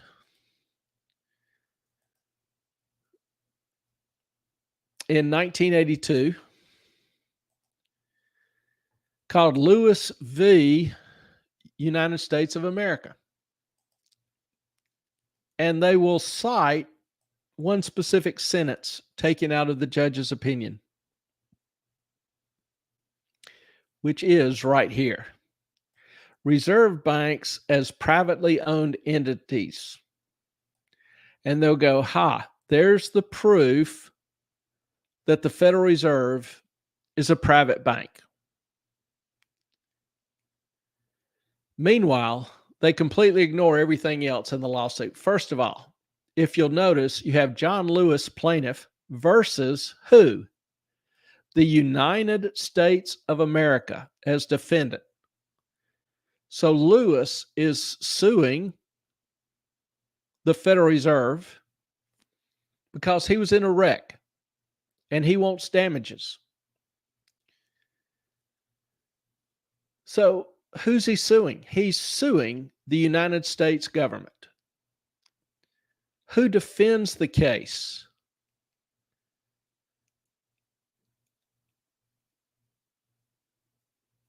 The U.S. Attorney. The Department of Justice is defending the case, the Federal Reserve. The attorneys for the Federal Reserve are the Department of Justice. Now, the action basically is because Lewis is suing under something known as the Federal Tort Claims Act. Now, the U.S. government has generally historically immunity from lawsuits. Well, Congress passed a law called the Tort Claims Act, which allowed individuals to sue government or government agencies in limited cases for damages, for torts, as they're referred to. And so Lewis was suing, saying under this act, which applies to U.S. agencies, that he's due money. He can sue for damages.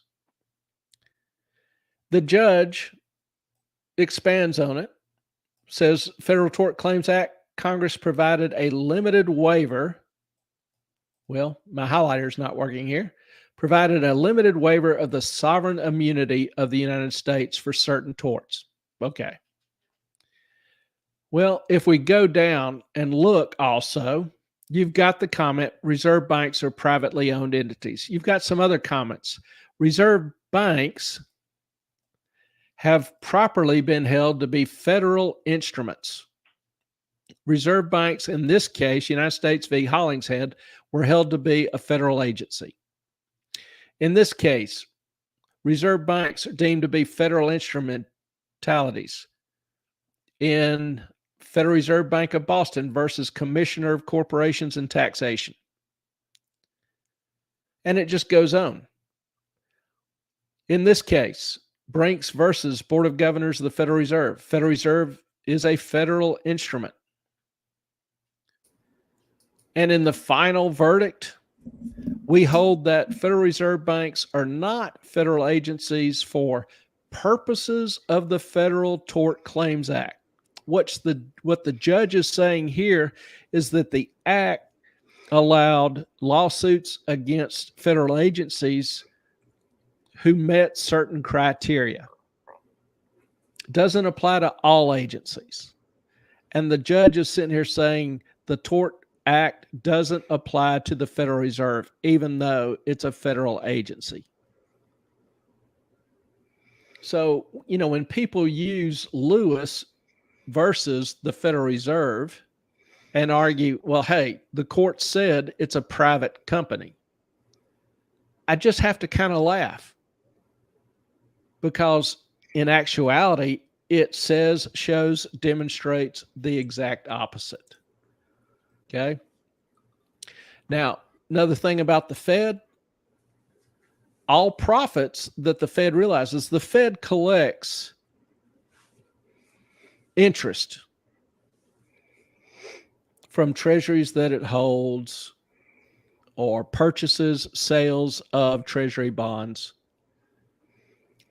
It pays its expenses, the salaries, and then remits all profits back to the U.S. treasuries. How many private companies do you know that pay all their profits to the U.S. Treasury? Also, the Fed does have, in the Federal Reserve Act, there is described stock. And people go, stock, you're selling stock. So obviously it's a private company. Well, the use of that word stock is it's unfortunate, misleading at best. One, this stock, the only purchasers can be banks who have to purchase a certain amount of stock based on their assets, reserves, in order to join the Fed and participate in the, exchange, the electronic exchange,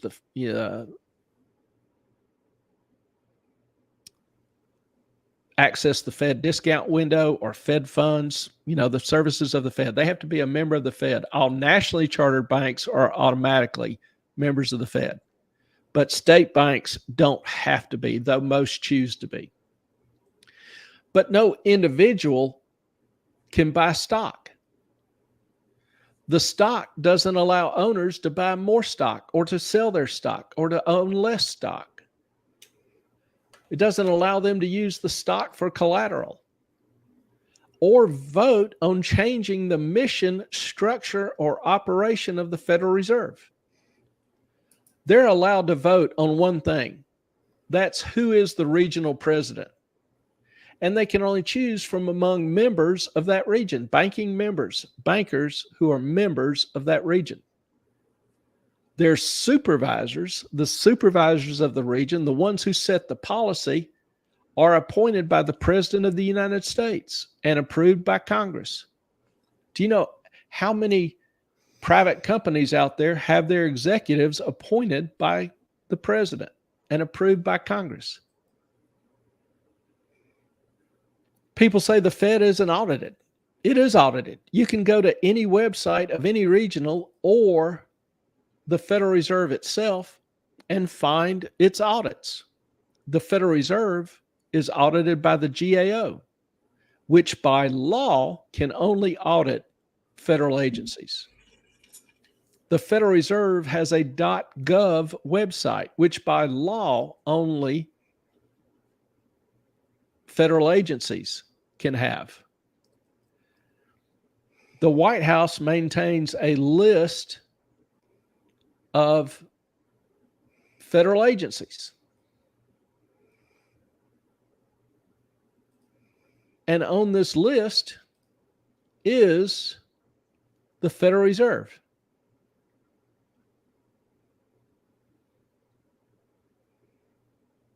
Federal Reserve System right there, with a link to the federalreserve.gov website.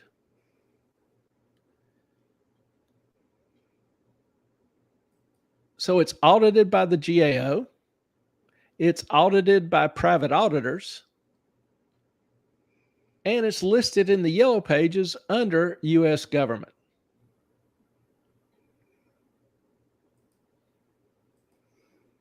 So is the Federal Reserve a private company?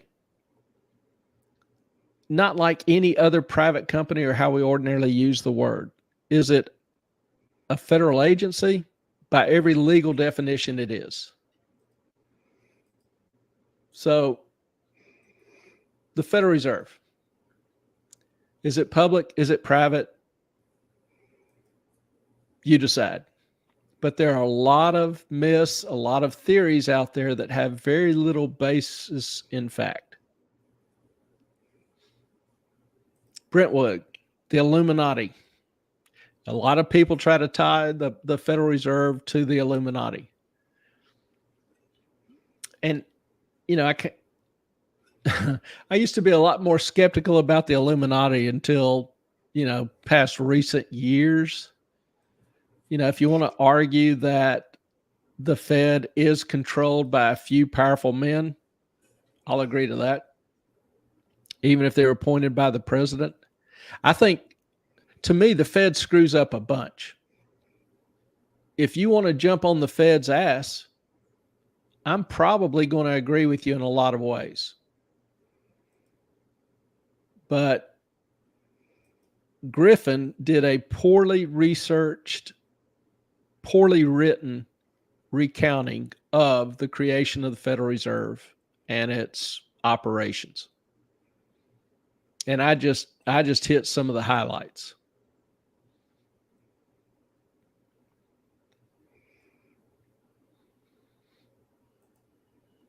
Catherine, some of his myths are still circulating, and they have a literally a rabid audience that refuses to look at history. I mean, it is not hard to Google some of these things and find the Senate records, the House records are publicly available information. Some of the history on the Bank of England, there are a number of works out there detailing that or including references and information on it. They're not readily available per se. Some of them, you know, aren't on or weren't on the internet 10 years ago. They may be now. Actually started to write a book on this. And this is where, you know, a lot of this information and all that I researched, you know, came from. But, you know, the truth is out there, and it's not, particularly in this day and age, hard to find. Susan, just because it's part of the government doesn't mean it's not nefarious. True. The way things are going right now, because it is part of the government, probably means it's nefarious. There's some, you know, I've got some severe issues with the growth and extent of government reach. And to me, some of the things that the Fed have done have grossly exceeded its original charter. The Fed's intervention in the markets, for example, QE, quantitative easing, where it goes out and buys corporate bonds, mortgage bonds, these kind of things. I don't think that is within its power or purview. Nobody has challenged it, so it does it to whatever whimsy it wants. But in so doing, it's manipulated the markets and created an absolute mispricing of risk, which I think is significant. I just grabbed this one online. The question was, is the Federal Reserve public or private? Yes and no.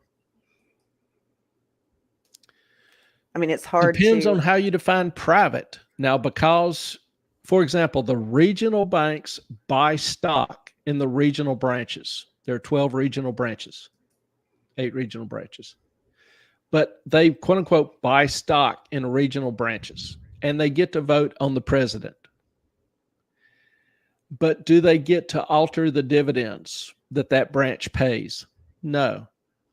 Do they get to vote on the governing board for that branch? No. Can they change the marketing of that or outreach of that branch? No. They can't change one thing in the structure, organization, or management of that regional bank. Okay. So is that really ownership? I don't know who FRBSF.org is. It's the Federal Reserve System is considered to be an independent central bank. It is also, however, only in the sense that its decisions do not have to be ratified by the president or anyone else in the executive branch of the government. The entire system is subject to oversight by the Congress. The Federal Reserve must work within the framework of the overall objectives of economic and financial policy established by the government. by Congress. Congress has given it 2 mandates that it has to follow in terms of policy making. Mhm. Low unemployment and stable prices, which are kind of contradictory, but that's a whole nother lesson. I'm just saying it's not as simple as it seems. Oh, I think it is. Like, it depends on how Okay. you define private. Some people say because corporations, banks, buy stock in it, the regional, you've got the regions that are overseen by the board. No company buys stock in the board, only in the regionals. And only banks in that region can buy that stock. And the amount of stock they have to buy is prescribed. They can't buy more, they can't buy less. They can't sell it. They can't trade it to any other corporation or any individual. It doesn't give them any power to alter the operation of that regional branch. They only get to vote for president. Some people would say that's private ownership because that's called stock. I don't consider it per se to be a true private ownership. It's saying this site, this organization is saying that it is private, but that it has to operate under Congress. Yes, for that exact reason, because they say, oh, there's stock. Obviously, that's private. I think that definition is at best incomplete. Well, they didn't mention stock. They just said. Well, that's why they do it. I've been doing this for 40 years. I pretty much I know. understand the I'm just being devil's advocate. Oh, I know. That's fine. But I'm telling you why. People say, and you go track the argument anywhere, they say, oh, well, it sells stock. It's a private company. Stock is ownership. If you look in the stock market, your stock ownership represents a pro rata share in a company. And you and other stockholders get to vote on the board of directors who are charged with overseeing the company, hiring and firing executives, setting policy, setting goals, setting dividends. None of that is possible with ownership, quote unquote, ownership of Fed stock.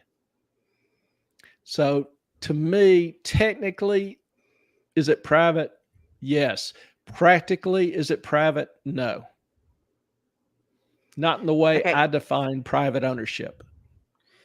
The 12 regional reserve banks located around the country, the 12 Fed Reserve banks are chartered as private corporations. Employees are not civil service. Right. But can the shareholders in one region vote to expand their region and try to compete with other regions? No. Can they change the dividends that they paid? Can they vote to increase their dividends that they receive? I don't know. Go ahead and say no. Okay, no. Not that Can they vote to change or select other representatives to the board of directors, the board of governors? No. No. Can they change the organizational structure of their region? I have no idea. Go ahead and say no.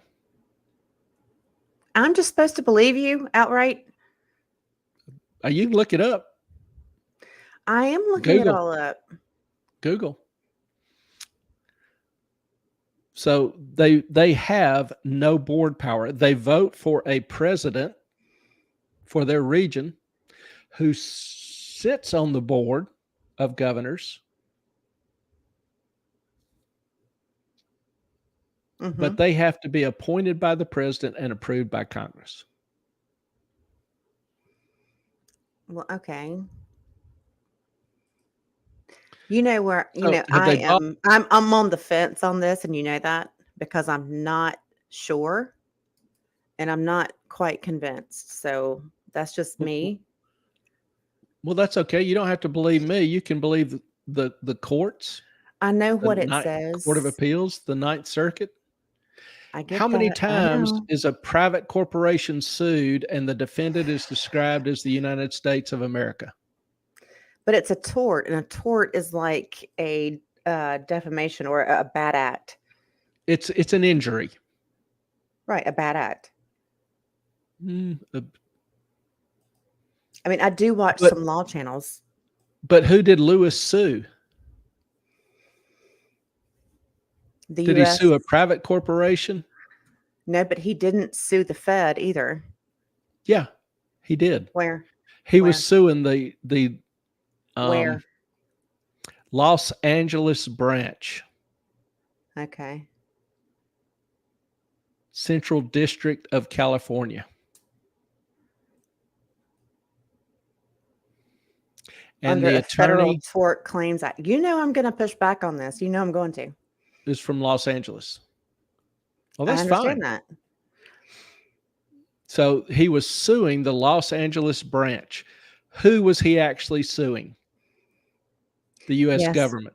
Like, yes, Catherine, they have a corporate like structure, but they're overseen by the government, sort of. Yeah. But even their corporate-like structure, the quote-unquote owners have no influence or can't change. The structure is set by the Board of Governors. And I agree, Crazy Cat Queen. This all sounds so sketchy. I become so disillusioned by the U.S. government, and hell, you work for them. I feel like government is truly, or at least serve them, is truly corrupt, especially these days. Don't trust anyone in government like PGA is not. I hear you. I mean, I agree will with push that back. completely. I will push back on this because I am not sure that there isn't a private interest in the Federal Reserve. Well, Yeah, first of it's all, this, that, and the other, but Yeah, define private. it is run What- like a private business. It is, but I get that it has to answer to Congress, and I get that it's, the board members or whatever are appointed by okay, fine. But that doesn't mean that there's not a private entity that is making money off of the Federal Reserve System. Well, all of the banks, quote unquote, are making money off the Federal Reserve because the Federal Reserve lends money at low rates and the banks can lend it out at higher rates. And all the interest, because every dollar printed that we get from the Federal Reserve, like say, Greenspan said, just print the money. Okay, well, there's interest tied to all that money. That the Federal Reserve collects and remits to the U.S. Treasury. Okay. And you say they're audited. Okay. I'm not believing all the smoke and mirrors. That's just me. What smoke and mirrors? I just think there's more to it. Well, I've given kind of a Cliff Notes version. Yeah, the United Like States I is say. federal. Huh? Crazy Cat Queen, the U.S. is federal. I get that, but it's run like a private corporation. No, Although it's not it at is. all. It is. It can't change its mission. It can't change its marketing. It can't change its payouts, payments, receipts, or what it does with profits. It doesn't set its own policy. Policy is determined by Congress. It has been given 2 mandates by Congress that it has to follow in adopting policies. Those policies are set by the Board of Governors, each member appointed by the president, approved by Congress. That And policy is then executed by the regionals. They have no choice or say in the matter whether they want to or don't want to. Who appoints the 12 regionals? The people who run that. Well, the president is appointed by vote of the members in that region. That's the only thing they get to do with their stock. Remember, they People- can't sell this stock to anybody else. The people who work at the Federal Reserve are not civil servants. They are not Not at the federal regionals. employees. Not at They the are regionals. The private. Board of Governors is. That's why I'm saying it's run like a private corporation, because Uh, they're not. If it was truly federal, 100% federal, then they would be federal employees. I'm saying it's a weird animal. It's quasi-federal. But the private, when people say it's private, it's unlike any other private company in the country. Well, the quasi is what gives me. Hugely different. The quasi is what gives me the creepies about it. That's fair enough. But You know? it is. I mean, if it's federal, it should be 100% federal. If it's not federal, it shouldn't be federal. You've got to figure it out. You got to keep in mind, the idea was to create an independent agency because the country not is going to private. have monetary policy. Somebody's that. got to make monetary policy. So you've got two choices. You either have the politicians make it, whoever's elected make it, the president, secretary of the treasury, or you create an independent entity, Right. that hopefully you can appoint people who have the best interest of the country as a whole and let them set the policy based on what's in the best interest of the country as a whole. Now, for example, my problem with some of those appointments is that they're all academics. They're all theoreticians. I would rather they appoint people who actually have worked in banks, in the lending, in the commercial side, that have practical experience instead of all academics. I think that's a big issue, a big problem. Okay. Well, let me ask you this. Every time we print more money and borrow more money, right? Who collects the interest? Well, it depends. The Federal Reserve, for example, owns $9 trillion in treasury. You just said it went to the Treasury earlier. Now, So hold don't on. say it depends. Let me finish. Okay. Fair enough. Mm-hmm. I know you're excited, but let me finish. The Federal Reserve owns about $9 trillion in treasury bonds, other government agency bonds, private mortgages, whatever. It receives interest on those bonds that it owns, just like any other investor. Out of that interest, it pays its salaries and phone bill, remits all the profits to the U.S. Treasury. Now, when the Treasury issues new bonds, sells new bonds, the Fed handles that issuance. So it receives the money from the major banks who are buying the new issue treasuries. It remits that money to the Treasury as well. So it is the bank for the federal government.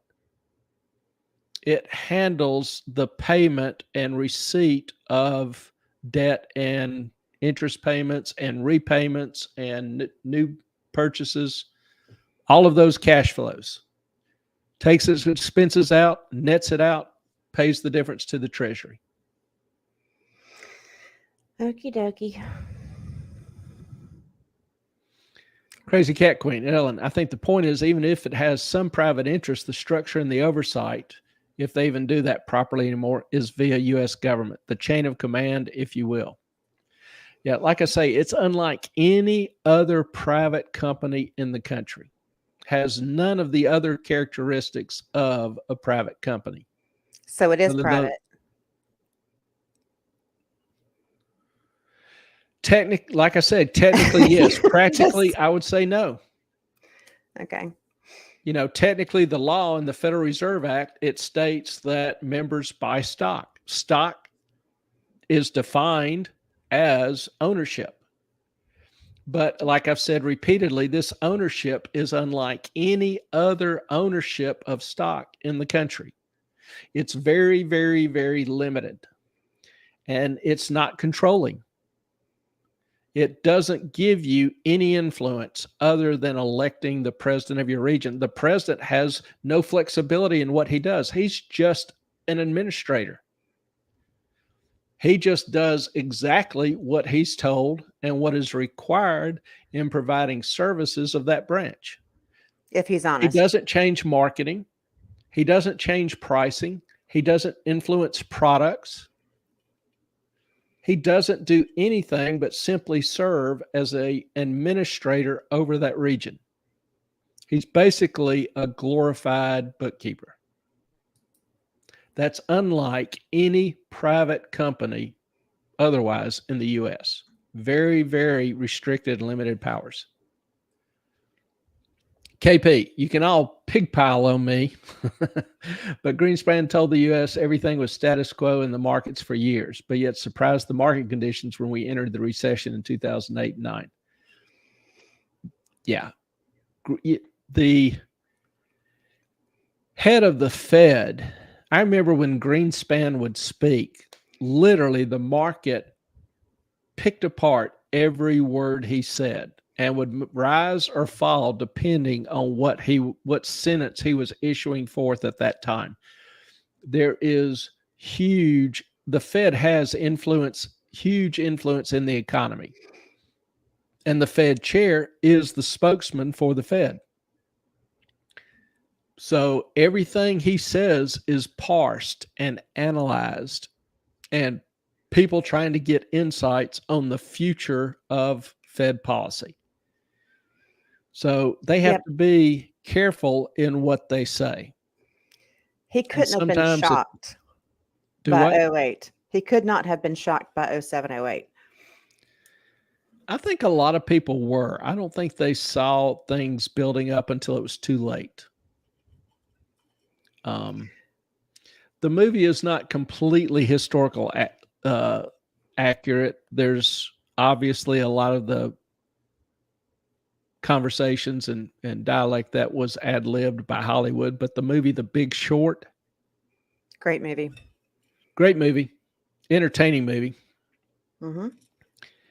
But the fear, the panic, the uncertainty, the desperation that is exhibited by many of the Fed leaders, many of the investment bankers at the time is real, very real. They did not know they had never been that far before. And there was an enormous crisis staring them right in the face, catastrophic crisis staring them right in the face. So I remember, KP, getting calls from stockbrokers saying, you got to pay more or we're just going to take it. It's like, we don't even know how far to pay because we don't know what's going to happen. And they were like, it's going to come back up. It's going to come back up. We're like, okay, listen to Alan. And lost everything. Catherine, they can vote a president who is going to act in the member bank's best interest. I don't disagree with that, but understand he has really nothing he can influence or change. He just simply, signs off on the paychecks and attends the Board of Governors meeting, shares his opinion, but the chairman rules the Board of Governors. It's not really necessarily a majority rule. The chairman's opinion generally is what counts. So the regional presidents have very limited power, particularly over their region, very little power over their region. Crazy Cat Queen. Federal government routinely uses non-federal employees in governmental missions. Iraq had civilian contract interrogators, for instance. So regional banks, similar. I think that'd be the best analogy. Still doesn't mean they don't work for the government, but government does oftentimes use individuals from private firms. And again, understand private firms, the difference in power of their CEOs and president versus the president of the Fed region.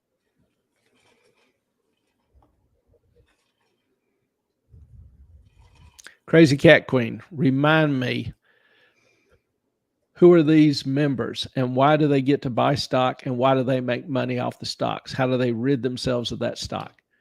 The members are the banks in that region.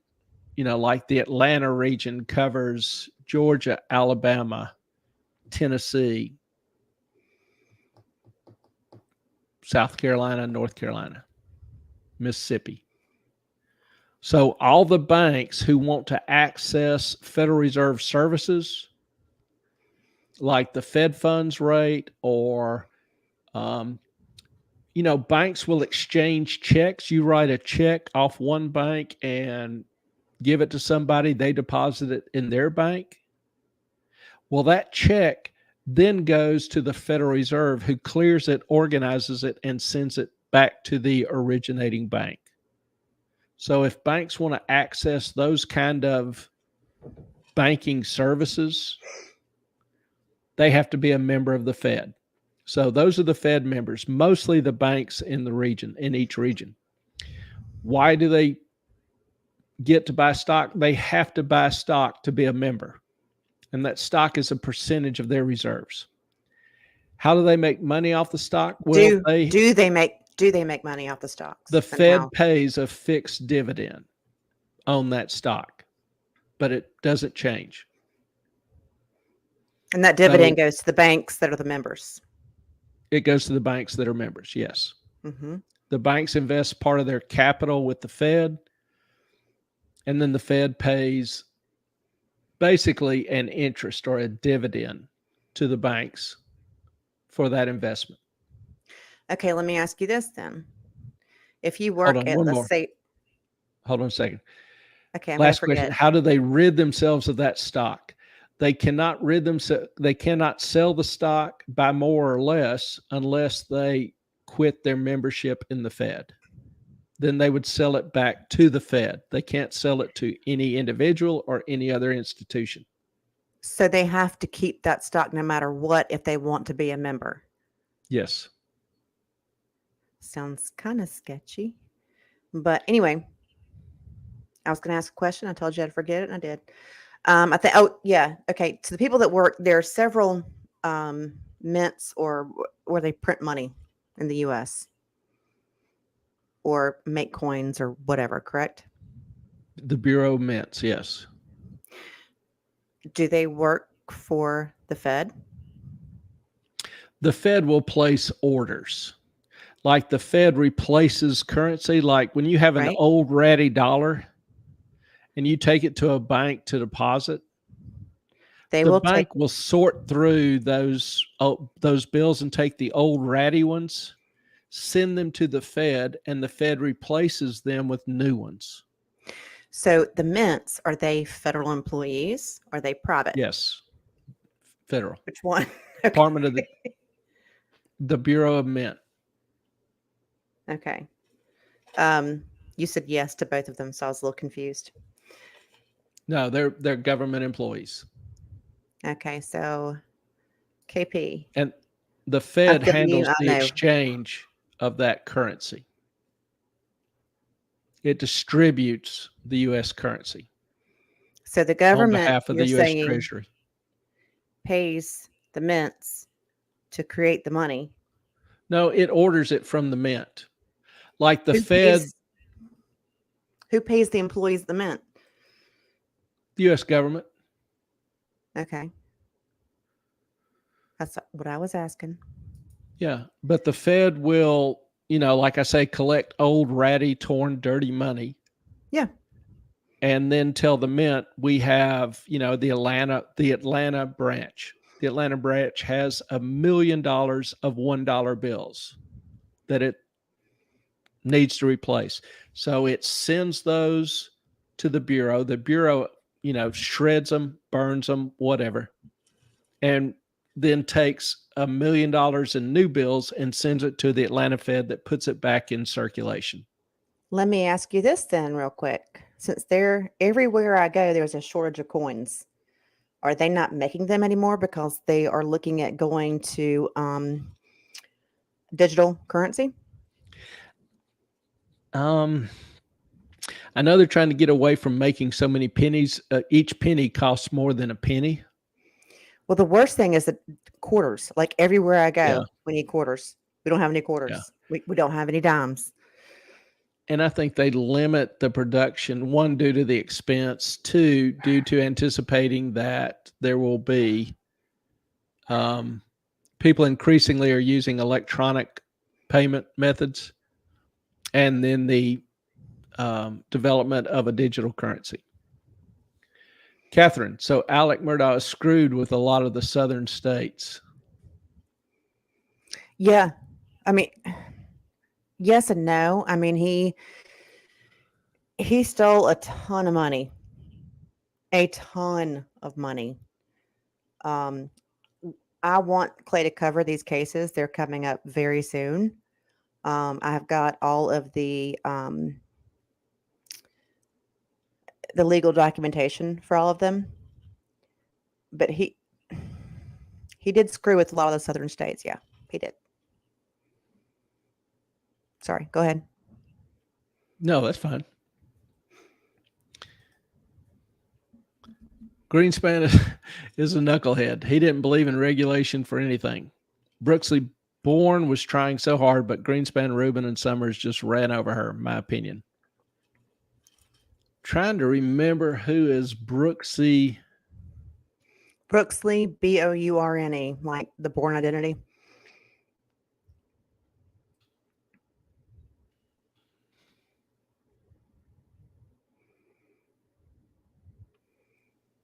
Brooksley, Bourne. Oh, chair of the CFTC. I'm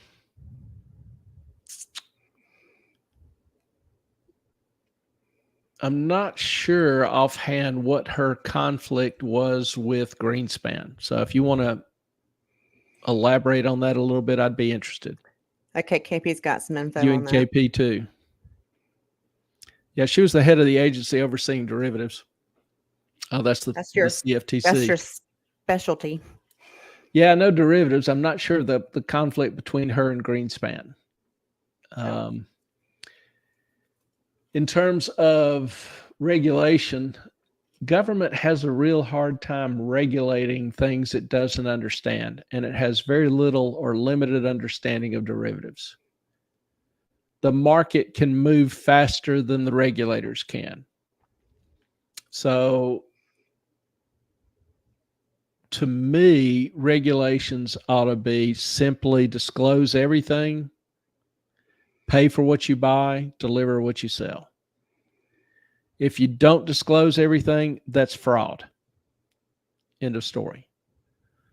So to me, that would be the extent of regulations that I would argue for. I think a lot of the regulations that we have, for example, Bernie Madoff ran his scam for 20 years and was investigated several times, but due to the complexity of regulations and the inability of regulators to understand what they were seeing, he got away with it, did more and more and more damage. All right, we got another one. So sometimes the complexity is easier to hide in. She was a whistleblower because she called out the conflict with not regulating the mortgage derivatives being traded.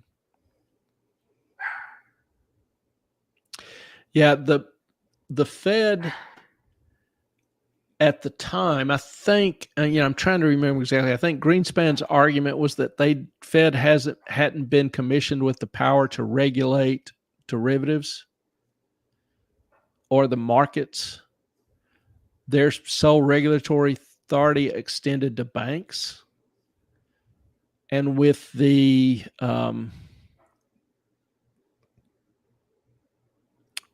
banks' ability to engage investment banks, there are two different types of banks. There's commercial and investment. Commercial banks handle deposits and loans. Investment banks handle securities, issuance of stocks, bonds, derivatives. Wait, back up for just 1 second. So if you are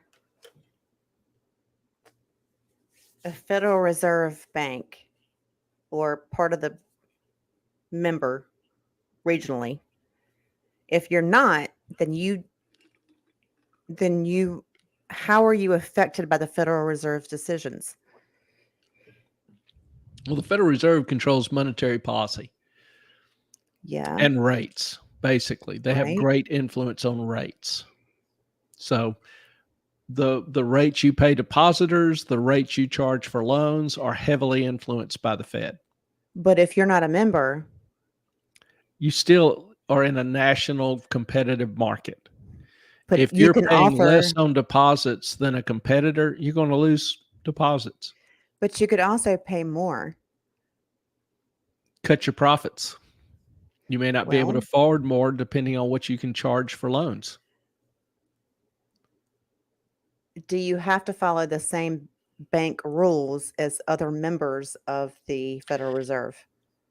Now, all federally chartered banks have to be a member of the Fed. State chartered banks do not. So if you're a small bank chartered in a state, you do not have to be a Fed member. And you are not regulated, you're not audited by the Fed. You'll be audited by the state banking commission, whatever commission that is, but not the Federal Okay. Reserve. Now, when you say the Federal Reserve has been audited, do you mean the Reserve themselves, or is there an audit for all the banks that the Federal Reserve is in charge of or Okay, regulates? each regional is audited by a Big Five firm. You can find the audits on their websites for any But regional. the Fed itself is not. The Fed is audited by a Big Five firm and the GAO, which by law can only audit federal agencies. Okay. The regionals are not audited by the GAO. Only Because they're the not Board federal. of Governors. Yeah, only the big picture.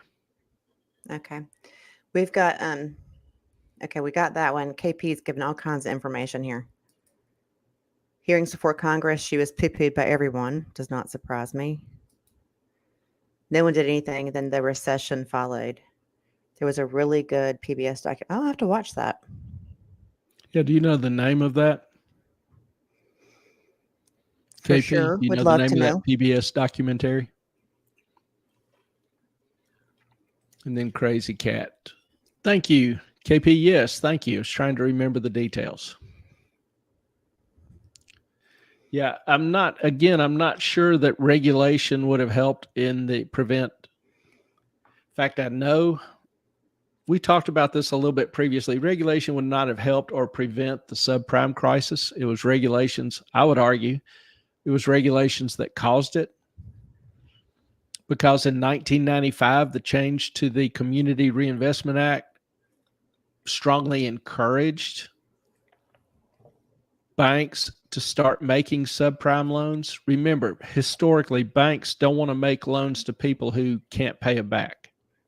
Banks are Hysterically? not in the business to take losses. So once banks did that, then the two other government in 1999, the two government GSEs, Freddie Mae and Fannie Mac, both created by Congress to provide liquidity in the housing market, told the banks they would start buying subprime loans from them. Whereas before they'd only bought conventional, 20% down payment, you have to qualify, good credit score, all this stuff. And so in 99, they told the banks, hey, we'll buy any kind of trash you can produce. And they did. Well, the valve was turned on to banks, free money. They can make a loan to anybody with no docs or low docs. They're called ninja loans, no income, no job loans. Because you could get a home mortgage with no income and no job. They didn't care. And so you're making loans to people who can't pay it back. Obviously, that's going to be a problem, particularly as those numbers rise. But banks, they got 1%. They got to keep the 1% on making the loan. They got to sell the mortgage to Fannie Mae, Freddie Mac, so they didn't have any risk. It was a money-making machine. And that was because of regulations in the 90s. It took a few years for it to expand system wide, for the for it to become popular and widespread and big enough to where its eventual collapse was felt in the whole system, damaged the whole system. Regulating derivatives would not have stopped that. Now, the derivative that most people try to blame in the subprime crisis, called a credit default swap, think of it as an insurance policy on bonds. If a corporation issues debt and can't pay those bonds off, then the insurance policy pays the credit default swap. Well, when big companies, investment banks like Bear Stearns, can't read it. Just I wrote it down. might. KP said it's the warning, and I wrote it down. Okay. So when the first few companies started failing, like Bear Stearns, those credit default swaps worked. They paid off like they were designed to do. But they were not designed for systemic failure, for a failure of the system. And as more and more companies started defaulting faster and faster, they started breaking down and being unable to cover all the damage. So they did not cause the subprime crisis. I will probably agree to they maybe added fuel to the fire once things got bad, made the fire burn a little hotter and brighter. But to me, the problem was the origination of the subprimes and encouraging banks to make all the subprime loans they could. That's the evil.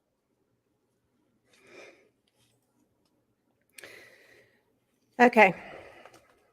We will definitely watch it. We need to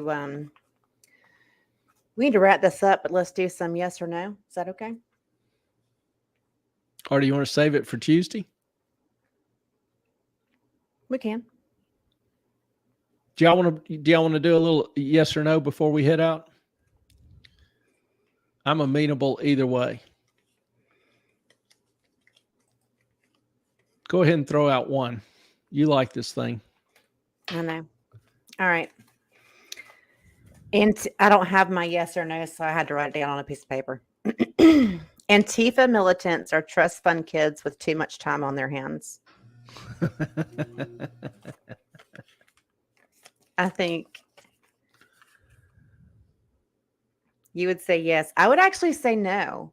I think they are kids who have been ignored and need a purpose. And they're trying to find something to fight for. Oh, Brentwood, we got plenty. Don't worry.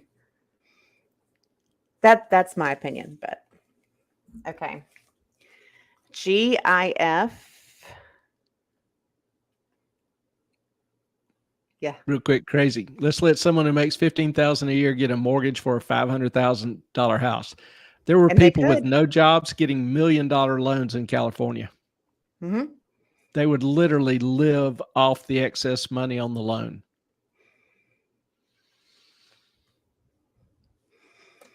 All right. GIF is pronounced as GIF.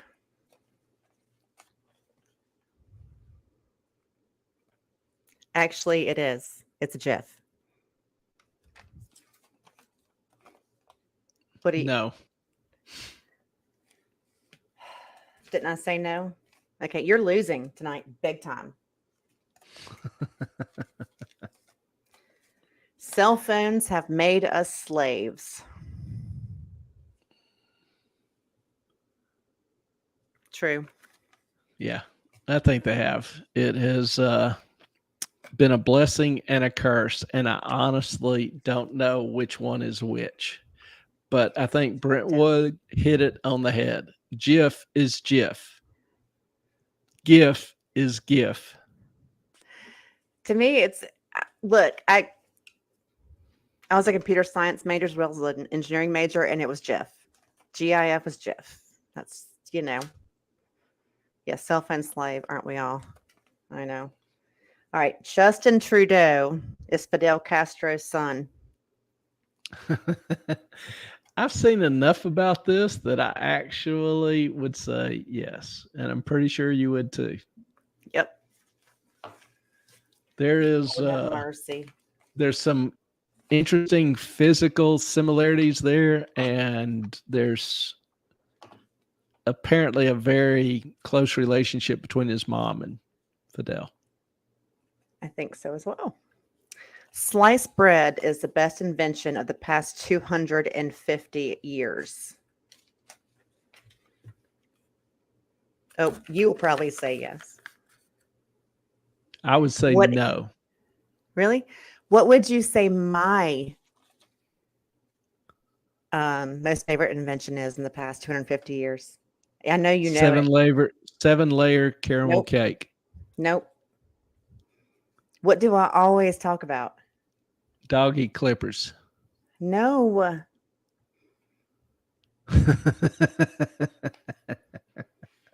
You know. I know What's you that? know. What's that game you said- play? No, I said this is the best thing. People should have done this more often in the past. What? Pockets on a dress. Oh, Dresses Yeah. need pockets. What do you say? me? Mm-hmm. I would say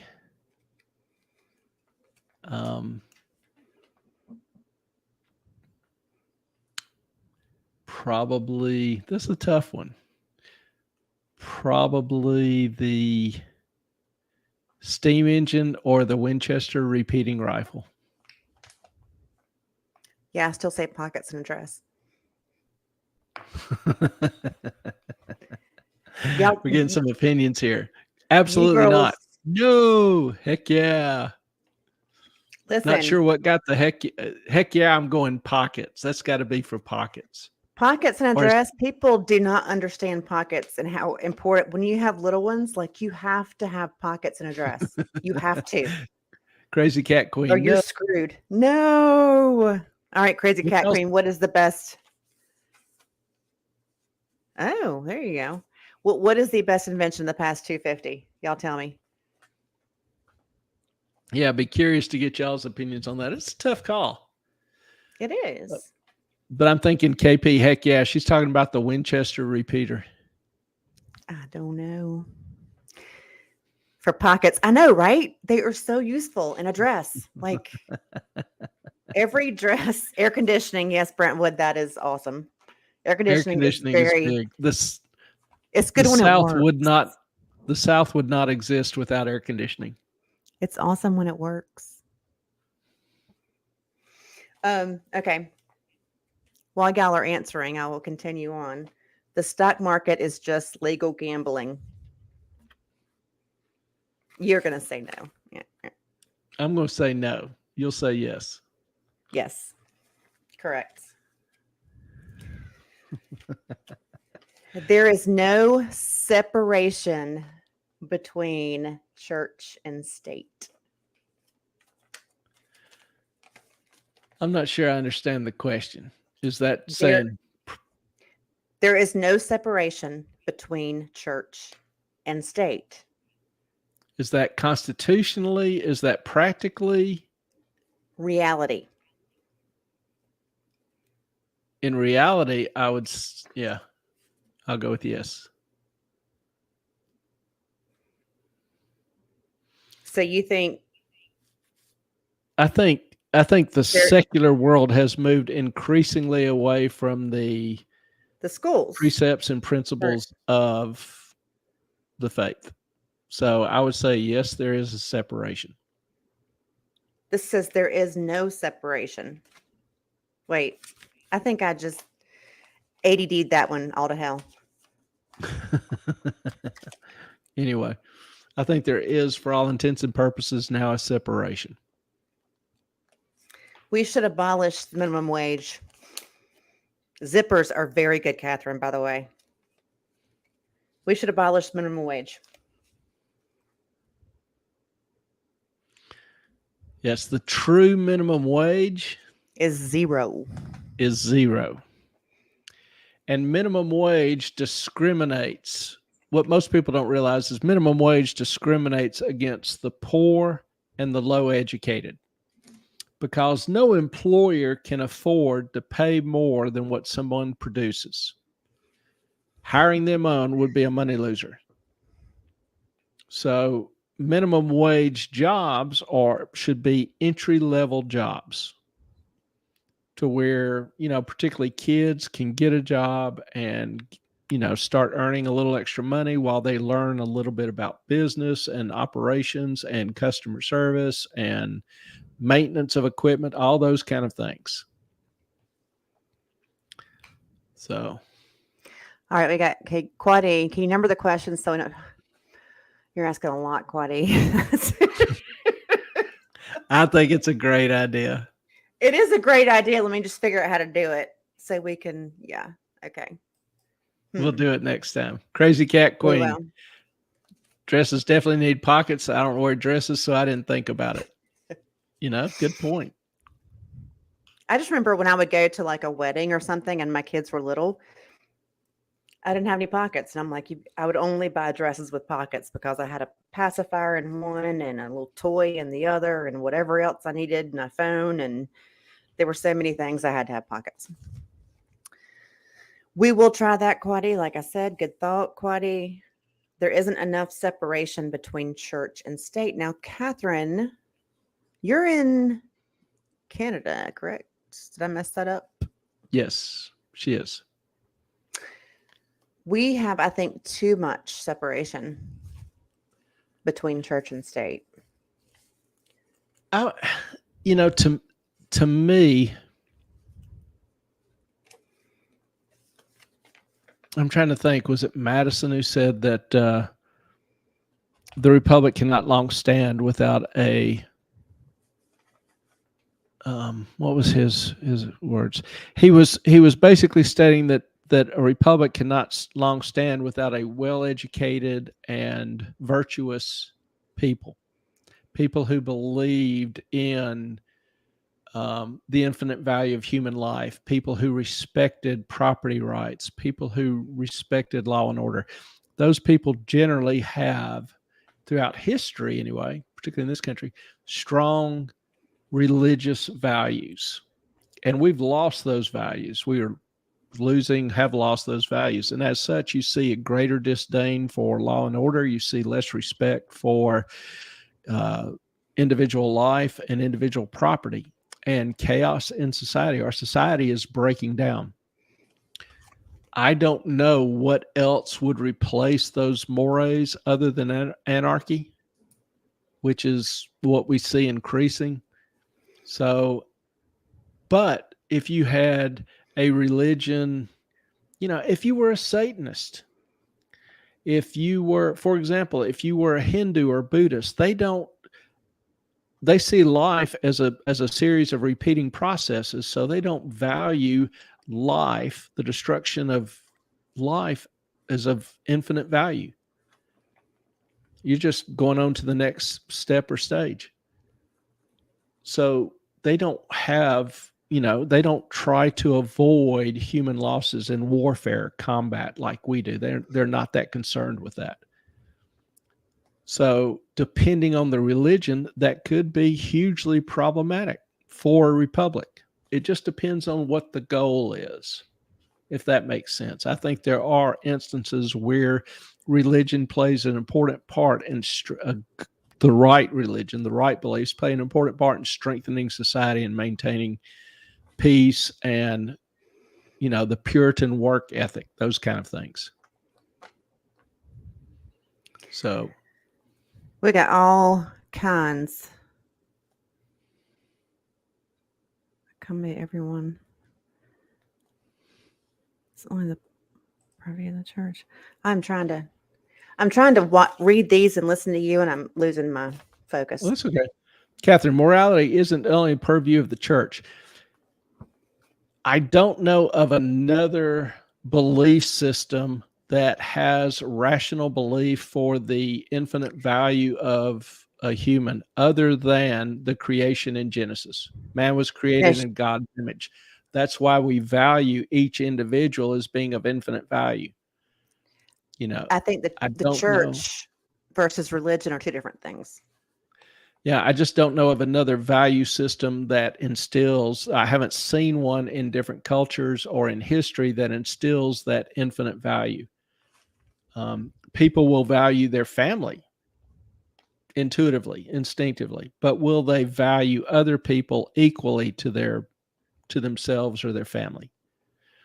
Quad E, religion can be dangerous and helpful. It all depends. It does. And that's, kind of what I was saying. You need to have a belief system that instills the right values and principles in your children, that they may grow up with these principles and values And yourself. that benefit society, that benefit an organized, peaceful, and friendly, respectful society. So, Brentwood, don't want a religious state personally. Doesn't accommodate everyone and restrict free will. Yeah, I'm not arguing for a religious state. No, I think under God, indivisible. We can't even say any of that in school anymore because it has the G word in it. The founders all had pretty strong religious beliefs, but they had different beliefs. That's the thing. We are or have been a pluralistic society, but pluralism at its very nature and core implies a unity within the diversity. There are certain core values that everybody agrees on. Interpretations of other values, different religions, different faiths, for example. So my point is, without those common core and shared values, our society and even the republic is and will fall apart. Yes, religious freedom is good. You should be able to believe whatever you want to believe and worship. You are ultimately responsible for your life, your future, your beliefs. But even within that freedom, in the first 150, 175 years of the country, people shared basic core beliefs. They looked at other individuals as being of value. They respected property rights. They respected the law. So, there needs to be a commonality in the core beliefs. There needs to be near universal acceptance of core principles. Even though, different people, if you came to this country in the first 150, 175 years of existence, you adopted this way of life, these principles and standards, even though you may have a different belief or religion. You may be Methodist, you may be Baptist, you may be Episcopal, you may be Catholic, you may be Hindu, you may be Muslim. Mm-hmm. You may even be an atheist, but you still agreed to accept the core values, even though necessarily your own belief system didn't necessarily lead you to that state or existence previously. So I don't think we can long exist. I know we can't exist peacefully and respectfully in a society that doesn't share common core values. Catherine, honorable behavior isn't the church. It oftentimes hasn't been the church proper. Can't argue with that. History is clear on that. Even, defining the church. Here I'm speaking of the public manifestation of it. I think about when I hear the church, I think Catholic. And when I think Catholic, I feel like it's more like Wicca. I don't mean to let's not go that make far, anybody mad, but it's, it hasn't been known to be the most awesome church out there. Strong religious values like the Crusades and Jihad. The Muslims were very accepting Christians until the Crusade. Crusade Christians cannibalized the Muslims.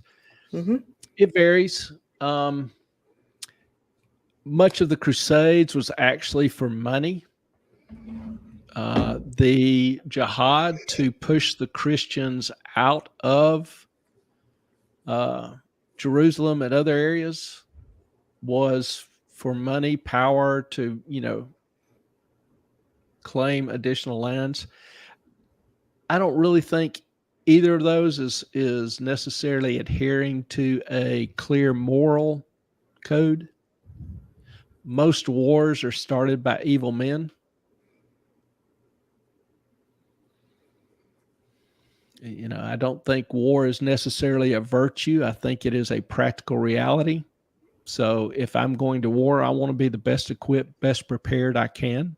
I think the best way to provide peace is to prepare for war and to be in such a state that no one cares to challenge you.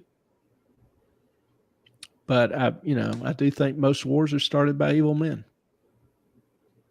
I mean, The there's a question lot is, of will the good stand up and defend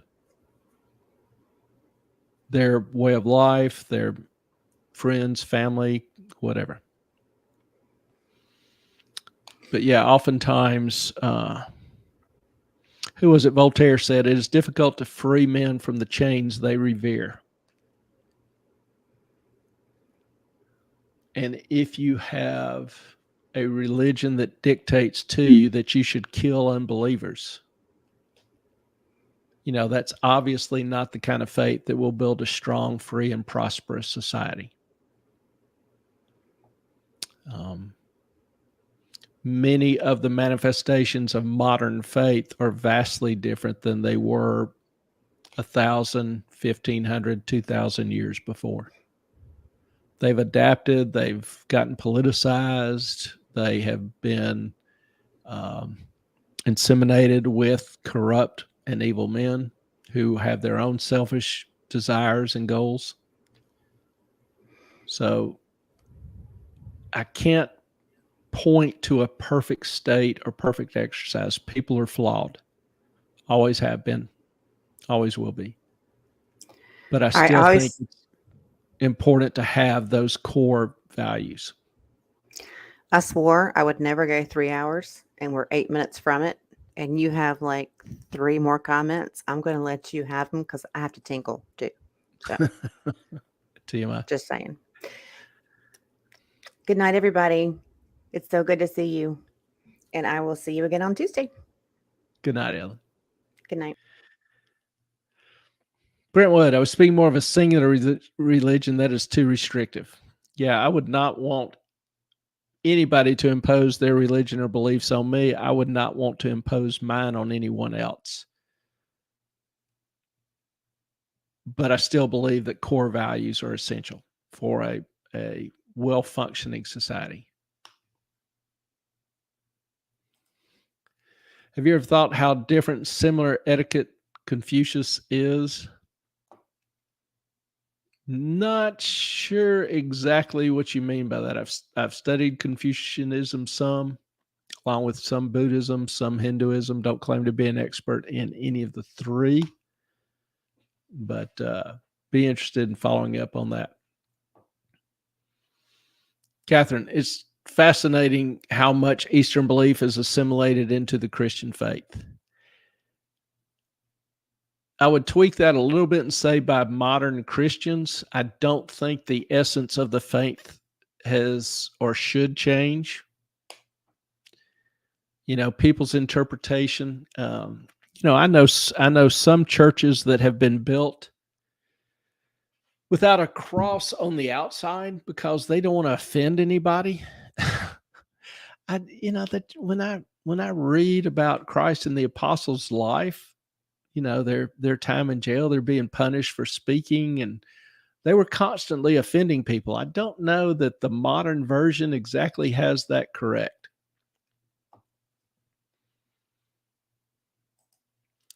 My cold feminist heart would agree with you. There really is. We can disagree on a lot of the. I refer to it as adiaphora, things indifferent, things that aren't essential, but we can be agreed on the essentials. And I think most good people, when they, give it some thought, they are agreed on the essentials. I think that's ultimately what makes them good people.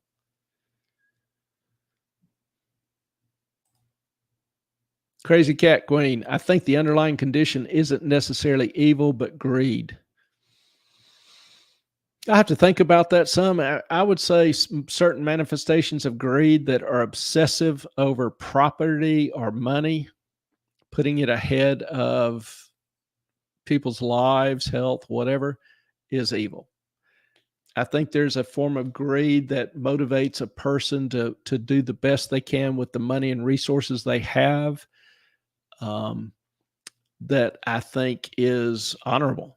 I think is good. I think it ultimately leads to improvement in free markets because people make decisions in their own best interest. And if you want to earn somebody's business, if you want them buying your product, you have to improve the value of your product so that you can attract their business. And so, I complain about the English language. We have one word, but it can have many different meanings. And greed is one of those words. It can be obsessive, or it can have a virtue of its own. Quaddy, sorry, I meant to compare religion to etiquette Confucius. I am washing dishes. That's all right. You're productive, and we appreciate you being here. Very much so. Well, I think that's all the questions. So, if you got more, obviously we'd love to try to have a shot to answer them, Tuesday night. Would love to have you join us then. Tuesday nights are an open forum for questions. Before you go, if you will, make sure that you hit the like and subscribe buttons. We want to try to, grow the channel and impress YouTube. And, we greatly appreciate you. We love you. Thank you for being with us. Good to see you all tonight, and hope that you have a great rest of the weekend. My time is up. I thank you for yours. Good night, all. Thank you.